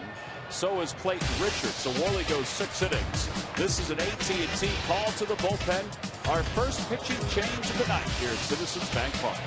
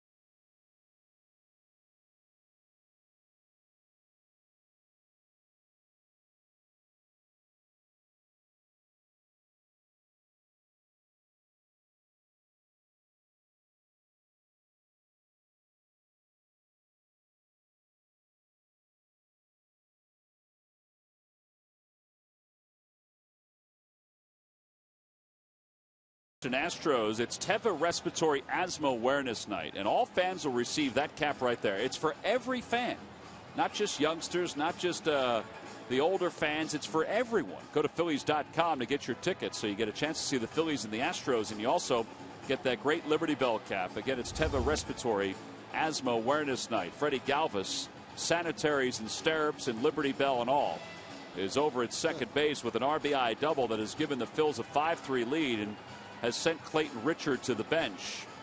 The Phillies had announced Hector Luna as the pinch hitter after Mayberry scored. Luna was going to pinch hit for Worley, whose night is done, but now it's Brian Schneider who will face the right-hander, Brad Brock.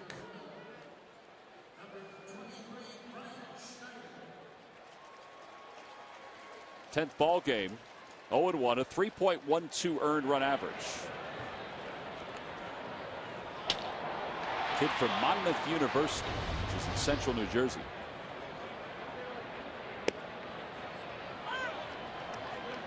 I said Brock, it's Brack.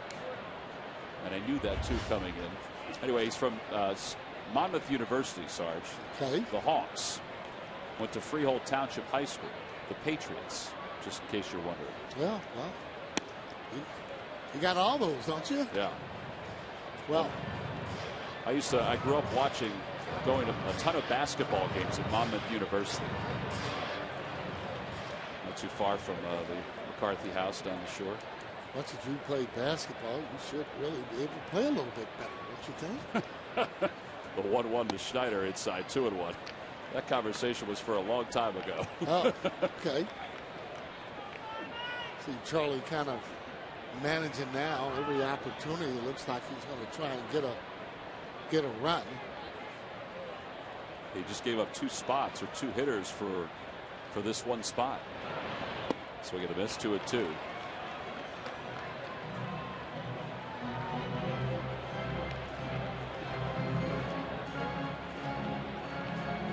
Change up, very hittable pitch. Anytime you see pitches up, change up, sliders, curveballs, those are the pitches that are a lot easier to hit. And Schneider is rung up. He had one off-speed pitch after another. Yeah, and the ones that are down are the more difficult. So J-Rose seeing that should be able to get and have a pretty good gauge on the ball. Take a look at it as the bottom falls out of this right there. That's why I said the ball that's up is a little bit better. I would think that that's some of Brad Brack's family on hand here from Freehold. We saw Jake Diekman's dad earlier. Murph talked to him. Nice play by Hundley.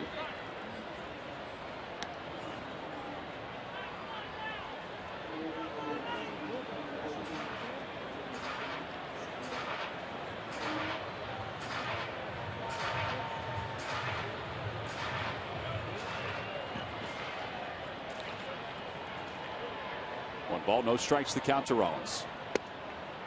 And it's 1-1. Jimmy Rollins is now tied with Tony Taylor for 4th place, most games played by a Philly. Schmitty, Whitey, and Larry Boa ahead of Rollins and Tony Taylor. Tony Taylor played 19 years as a major leaguer. That's a lot of years. So boy, it sure is. 15 with the Phillies. Boy, that's a lot of years. 2-1 the count to Rollins. 2-2. The difficult thing is to maintain your play, to be able to play that many years. It means you got to be healthy, you got to be a good player, you have to have been able to produce, and in Tony's case, being able to play good defense.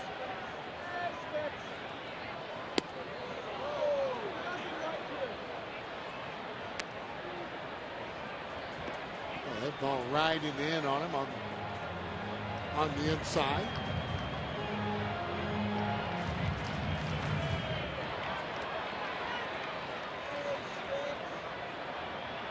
Three and 2 the count to Rollins, and a called strike 3 on the outside part of the plate. 94 with the fastball after all the changeups. So Brack's family Although there was one guy with a Phillies cap on. Brack's family was pretty happy with that result.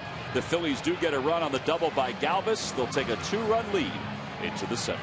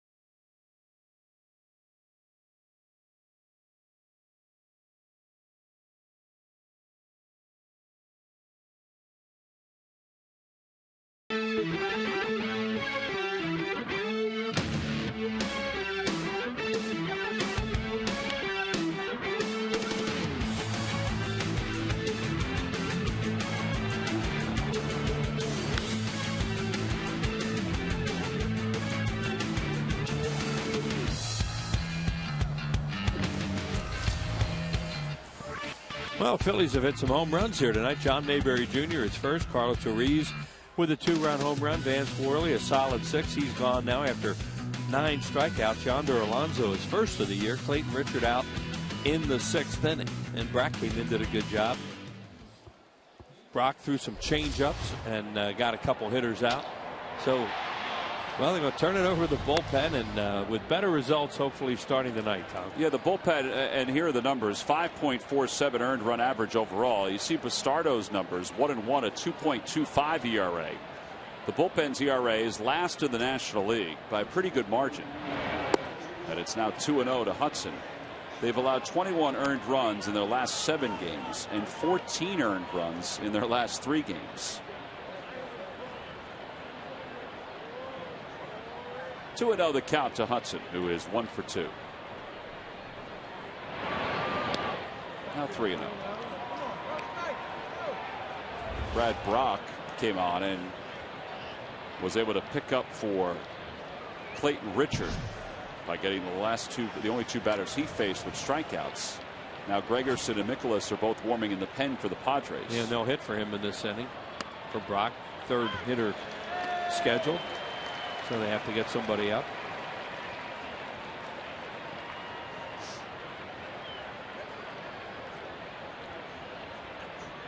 Three and 1 the count. Here's ball 4. That's one of the issues really, but for the bullpen is just the free passes, just to give the other team an opening. And quite honestly, the other team recently has kicked that door wide open. Yeah, the Mets sure did. Rich Doobie right out to the mound.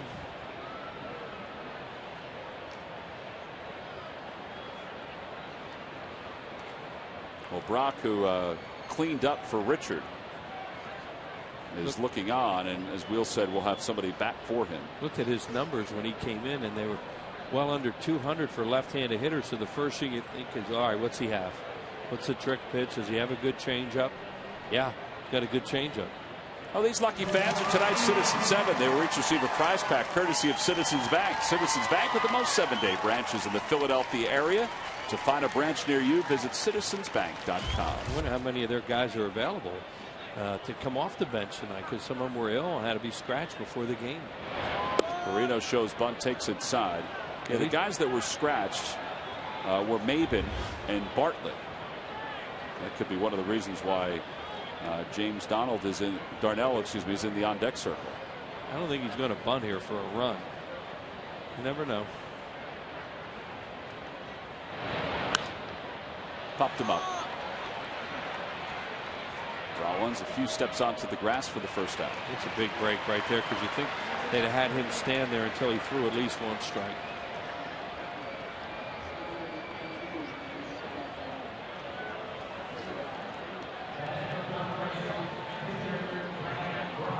Well, every time the Phillies retire the opposition 1-2-3, Comcast will make a contribution to Phillies charities. Phillies baseball is brought to you by Xfinity, your home for the most live sports, giving you all your favorite sports all year long.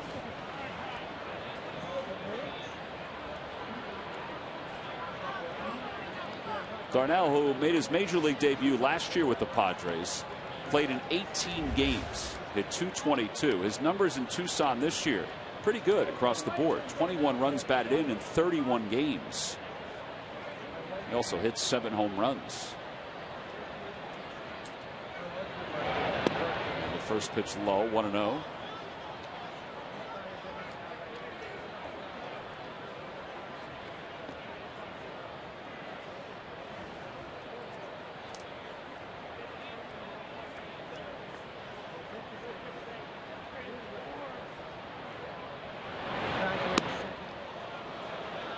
I mean about that guy just swinging at that pitch. Yeah, I agree. I'm glad he did. But, you know, when you're all over the place like Bastardo is, and guy swings at a 1-0 and pops up to short, that really can help you.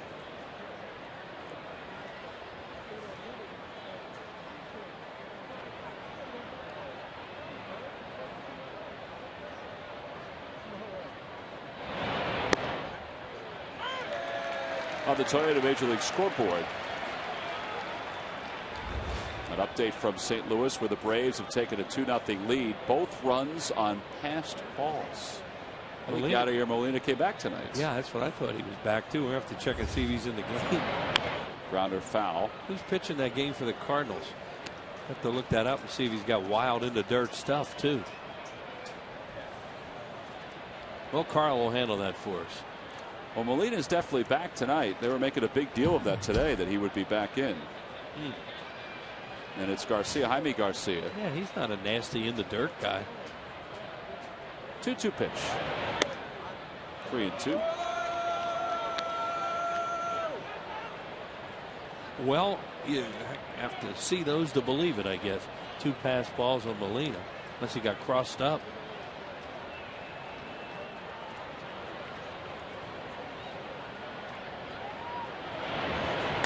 Ground ball towards shortstop. That might be 2. This could be our 3rd double play of the night, and it is for the Phillies. Freddie Galvis was able to get away from Orlando Hudson.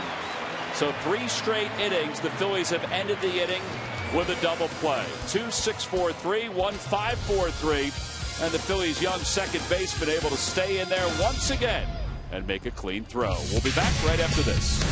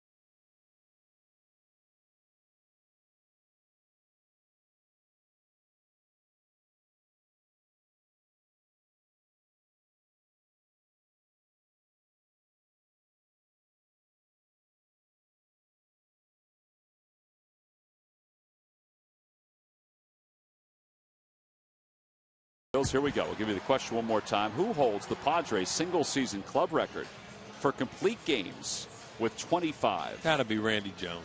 Does it have to be? Has to be. It is. Randy Jones in 1976 is correct. Cy Young. Log back on to Phillies.com to find out if you're the winner of a Phillies prize pack. Thanks for playing Dodge Stump the Fans. I'm going off memory here, but did he start the All-Star game? I know he was in the All-Star game in 76. It was here. Yeah. And Mark Fidrich pitched for the American League. He could have. Yeah. It's funny. I can't think who started for the National League. Miles Mikolas is the new pitcher for the Padres. A flare by Polanco and a basket catch by Alonso. That's a good play. I think he did win the Cy Young that year, 76. No, they said it. Maybe you have to look that one up. But Randy Jones was just unbelievable that season. He's got his little barbecue working out there in San Diego. Took a page out of Bull's book. Yeah. Who took a page out of Boog's book. Right. Boog Powell started in Baltimore when they opened their new yard. Here's Victorino.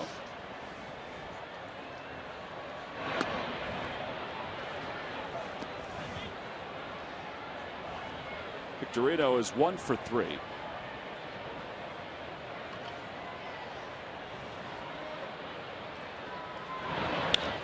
Balls to center field. Venable ventures back a few steps to make the catch.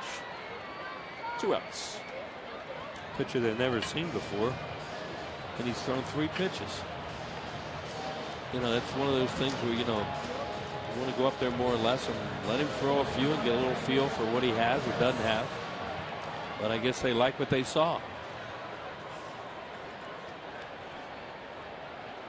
Randy Jones in the 76 All-Star game did start. He pitched 3 innings, and he then decided to take a shower and just give it to some no-name guy named Tom Seaver. Wow. Who then gave the ball to the count, John Montefusco, in the 6th. How about all those innings those guys pitched, too? Pence takes a that was so exciting, Tom, that All-Star game that night, because the Phillies were starting to get good at that point, and they had guys like Boa and Luzinski and Boone and Maddox, and all these guys were going to be great stars in the league. Steve Carlton, and there were a bunch of them in that All-Star game that night. A few of them were voted in as starters, and boy, it was electric at the Vet. And Mark Fidrich, the Bird, that act he had, he started that game, and Pete got a hit off him right out of the chute. Of course, he was a Red at that time, Pete Rose. He just wanted to face Fidrich so bad and get a hit. Ball 4. Pence walks on 4 pitches.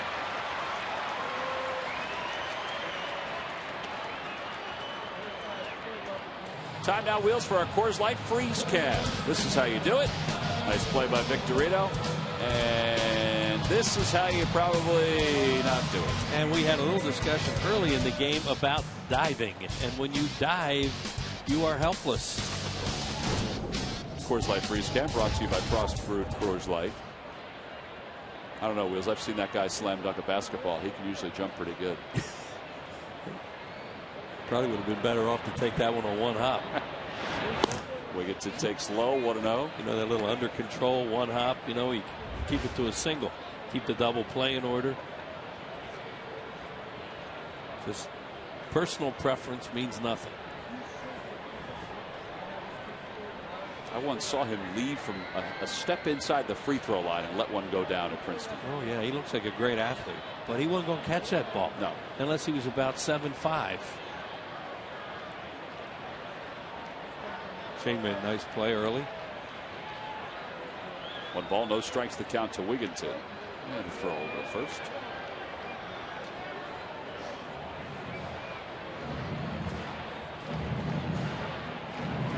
Nobody up in the bullpen.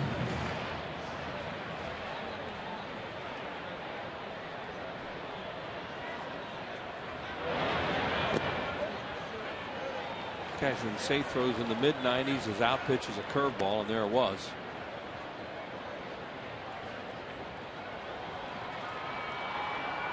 Also throws a split for a changeup.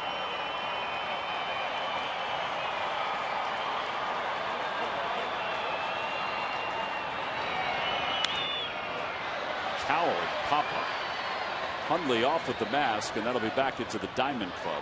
A few rows.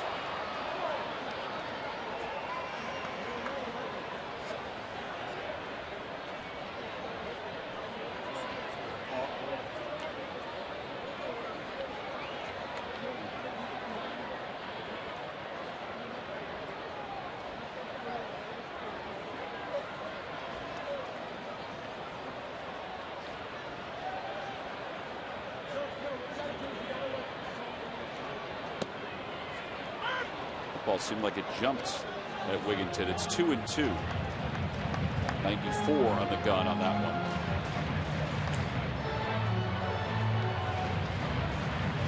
Phils with 5 runs on 8 hits. The Padres 3 runs on 6 hits.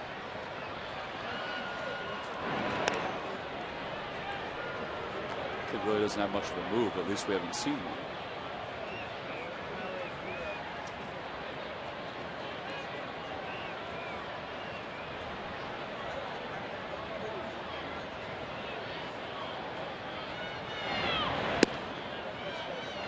So 3-2 with 2 outs. See Hundley signaling, just saying that Pence will be going from first. And they want to know whether he wanted to play off or not, and they say nope, keep him on there. Keep him a little closer. Ball 4, it gets away from Hundley. It shoots past the on-deck circle, and Pence is going to go to third. A wild pitch after the walk.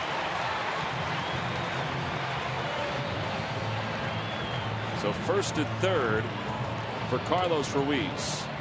Darren Balsley coming out.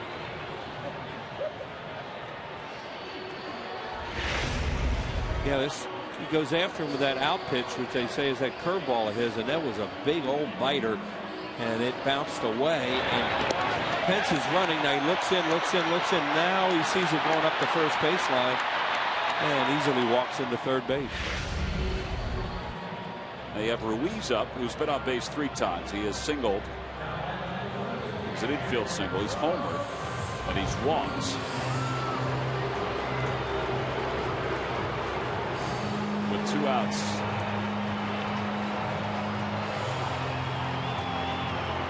Darren Balsley said, you know, you can be careful with him with the base open. You've got to, he's a hot hitter. Could be, Mayberry not as hot a hitter. The only problem when you do that with a young pitcher, I think, is he could walk the next guy too. Absolutely. And his control, with that curveball, he could bounce one. Well, he threw that fastball right through the heart of the plate. Right. So Ruiz is behind 0-1 to Nicholas. And he lines it to right field, a base hit. Pence will score easily. An extra run for the Phils. An extra RBI for Carlos. It's 6-3 Phillies. But Carlos really turned into a good hitter. He's hitting the ball where it's pitched so much. And now he used to get pull happy, and he would roll everything over when he would get into his slumps. Well, he's not pull happy anymore. You throw him away like that, he'll hit the ball hard the other way. And he's strong enough to do that. There's something on it. Well, some of his fly balls carry too. But this right here is a line drive. Watch it, the fastball away. It kind of tailed in a little bit, but he's not trying to do too much there.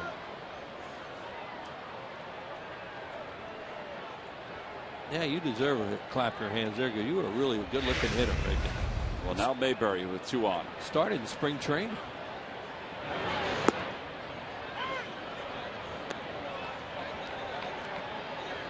Jake Diekman's going to get up to throw in the bullpen for the Phillies. He just got a baseball from Mick Billmeyer. Get his feet wet, huh? I think he just lost the first baseball. That one's pulled through the hole on the left side. Wigginton's being waved home. Guzman's throw to the plate, cut off, and the Phils get another one. Carlos caught between second and third. Hudson tracks him down, and the inning is over. But the Phillies score 2 in the inning as Wigginton is able to cross the plate on the 3rd RBI of the night by John Mayberry. Mayberry has 3 RBIs, so does Ruiz. We'll be back right after this.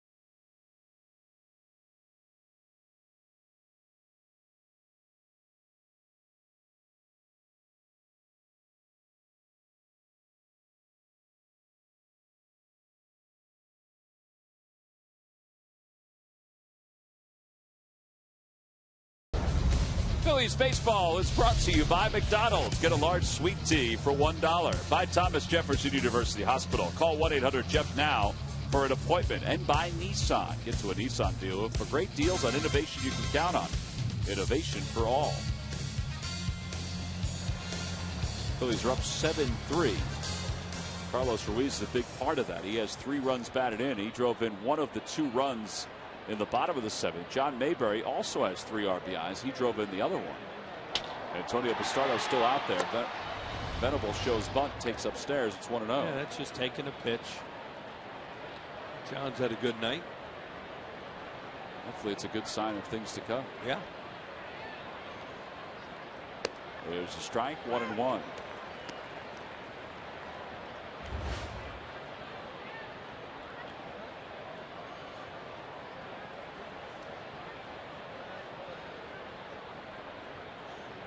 Swing and a miss.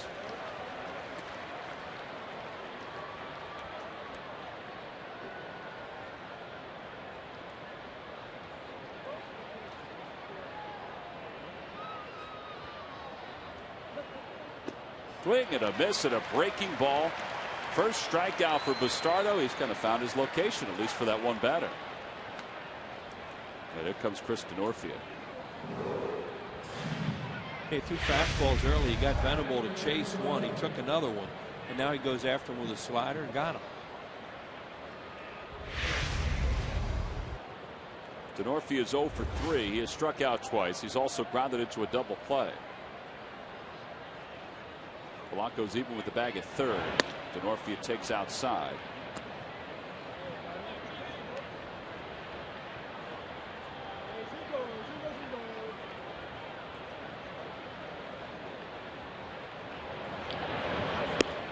One ball, 1 strike to count. Nothing going on there with the Phillies with a 4-run lead. They can just play a conventional defense. However, they want to play this guy off a certain pitcher. Talk about a frisbee thrower. Yeah, Spence is warming up. We saw him out in San Diego. Slow, slower, slower. Low, low, and lower, too. Oh, man. He's another one of the men from down under. Throwing from down under.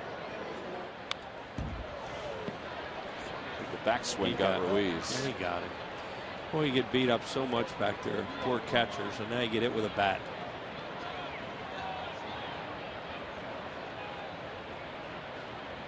He said the other night, that's what happens to us. Got him in the arm. Yeah, the arm. Oh, elbow. Gee. He's been bothered by a wrist, a thumb, all on that arm. And it's May. Look how they get beaten up in the course of a year. May, and listen to all the things you just named. And that doesn't count how many times you've been hit right in the chops with foul balls.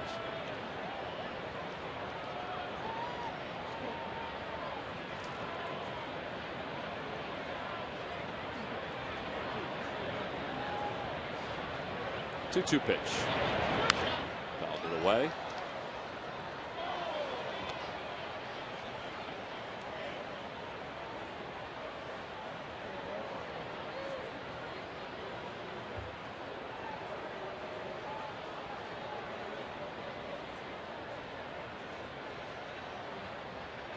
Good pitch. Took a lot off it. Denorfia was swinging fastball.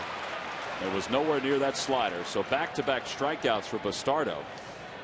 Tomorrow night, the Comcast Network has Total Sixers Eastern Conference semifinals coverage at 7:30 before the Sixers tip off against the Celtics. Get the latest reports on Sixers pregame live.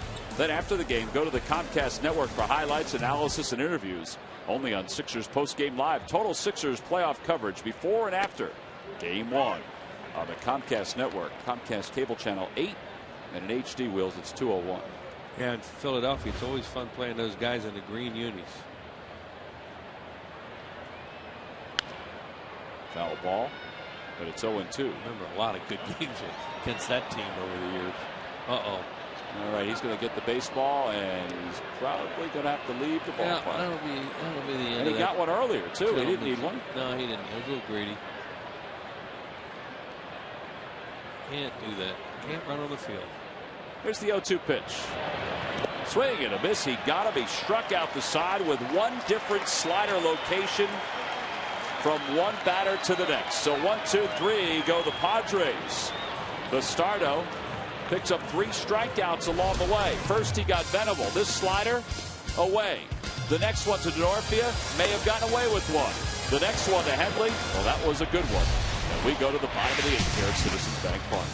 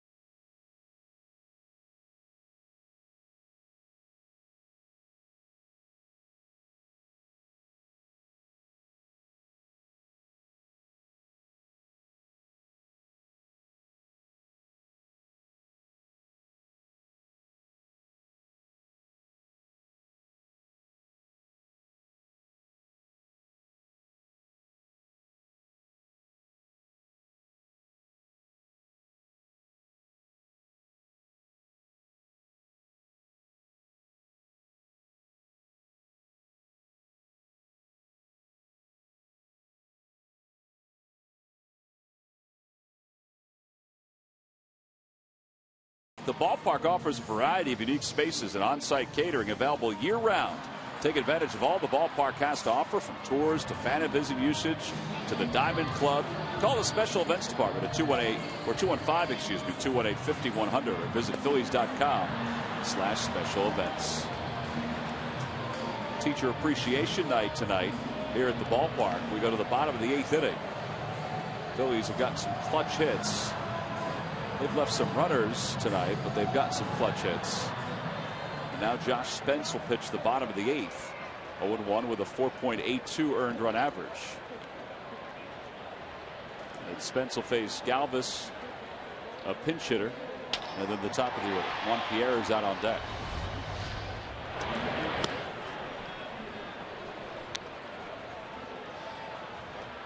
Galvis' average up to 216 now, as he's zeroing in on 100 at bats.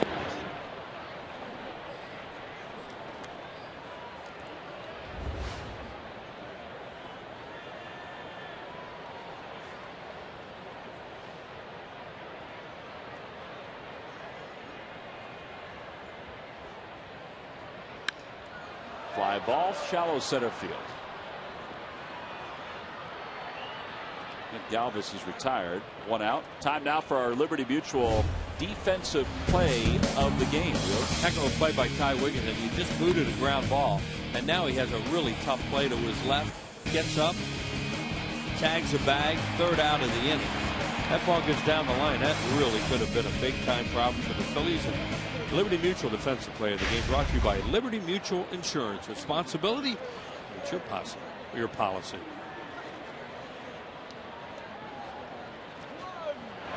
Juan Pierre will pitch hit. He takes a strike. It's 0-1. That was a potential game saver, because that's 2 or 3 runs if it goes down the line. The bases were loaded. Chase Utley sitting in front of Ty Wigginton. Pierre hooks it to right for the 2nd out. This guy's an interesting pitcher. He tops off. Well, he's 83 to 86, and that's stretching a little bit. Throw that little frisbee breaking ball, and when he's on, he's really tough for hitters sometimes because he gets them way off balance.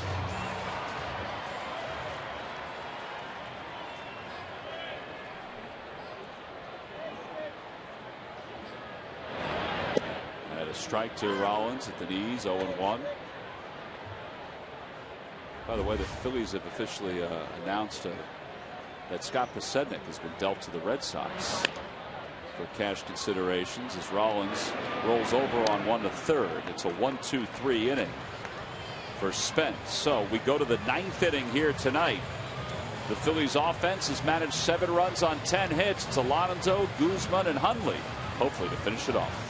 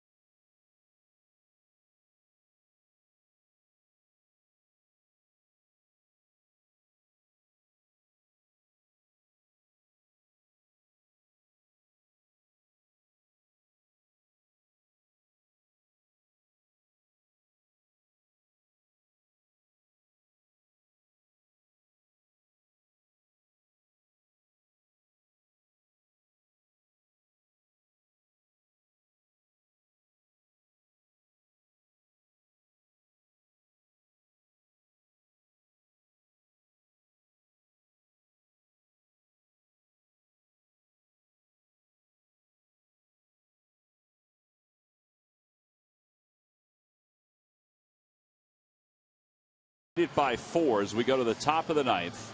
Chad Qualls is warming up to try to finish this baby off for the Phillies. Phillies scored 2 in the 2nd, 2 in the 4th, 1 in the 6th, and then 2 in the 7th. So Qualls will pick up for Antonio Bastardo, who pitched 2 innings of relief for Vance Worley. 1-1, a 3.48 earned run average. Qualls' numbers. And Qualls, another guy, needs to just go out and have a clean inning, get some guys out, and get a little bit of confidence back because they have been rocked out there lately. Charlie Manuel was talking about Qualls today, about how good his sinker was the first month of the year during spring training. He said he's just got to get back to that if he can, and even the slider. Yeah, they wanted to stay away from him in that game the other night. They just ran into a big problem when Kyle Kendrick had the tough night. They just didn't have a whole lot of backup. Yonder Alonso, the hitter, and he takes a strike. It's 0-1. It's the first ball I've seen him pull. That home run he hit it pretty good too. He crushed it. Seems like he hits everything the other way and hard. When he hits it, he hits the ball hard. There's a strike and it's 0-2. He's an inside out type of hitter, but he really turned on that pitch. Is it a fastball? Yes. From Vance. Worley hit it out. Here's the 0-2 pitch coming to Alonso. Outside, 95 on that sinker, 1-2.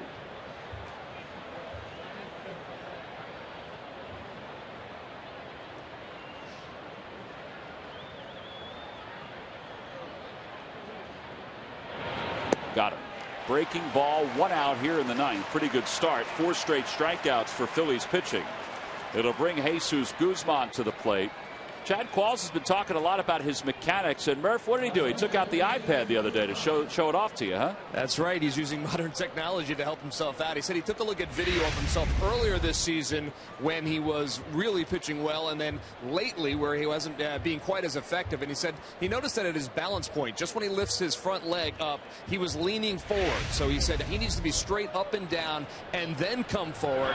It gives him a little bit more bite on his breaking ball. So he saw that. He said, I saw it right away. And then he said to me, I just can't wait to get a chance to get back into a game and try it out. So we're getting our chance to see it right now for the first time. Yeah, we're seeing the splits. His earned run average in April, 3.24. Now that was a little higher because of the tail end, and much higher in May. But these first 2 hitters, if they're any indication, then whatever mechanical difficulties he was having, he's kind of adjusted. Well, what he told Murph about bite on his breaking ball. Yeah, he's got bite on his breaking he sure ball. does. He's got some teeth in that baby. 0-2 the count to Guzman. Swing and a miss. He got him with a sinker. There you go. 5 straight strikeouts for the Phillies bullpen. How many is that now? 12, 13, 14 strikeouts overall tonight. That's a way you can win a game. 14 times they haven't put it in play. Oh, yeah. Some breaking balls, and then his best pitch is this heavy sinker. And mechanically, says he found something. Go get him. Well, now Nick Hundley. Swings at the first pitch and fouls it away. It's 0-1. Some end of the game life here at the ballpark. The 218th consecutive sellout.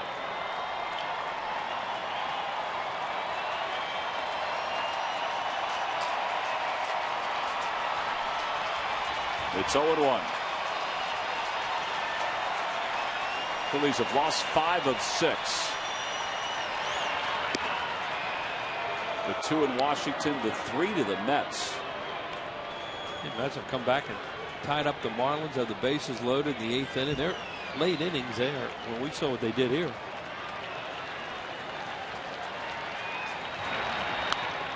One and 2 the count.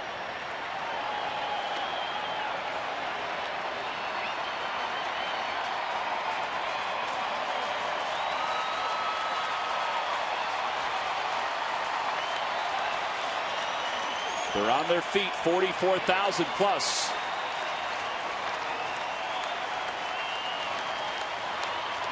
One ball, 2 strikes the count. And the pitch from Qualls. Line drive, base hit to left. That one's going to the wall. And Hundley, who, dare I say, runs well for a catcher, cruises into second with his 4th double of the year. You're safe. He's probably not watching tonight. He's not hanging on there every word. He might be somewhere doing a Fox game tomorrow. Now that slider didn't have quite the same bite, I guess. And Chad Qualls was trying to finish him off with one because he's had a real good one in this inning. And that one was just up a little bit. Orlando Hudson has been on base twice tonight. 1 for 2. Takes a sinker low. It's 1-0. Chad Qualls is so important to the Phillies because he's a veteran guy. He's been through a lot, and he has out pitches, especially that heavy sinker. And he's a guy when he's going well, you can really trust him late in the game.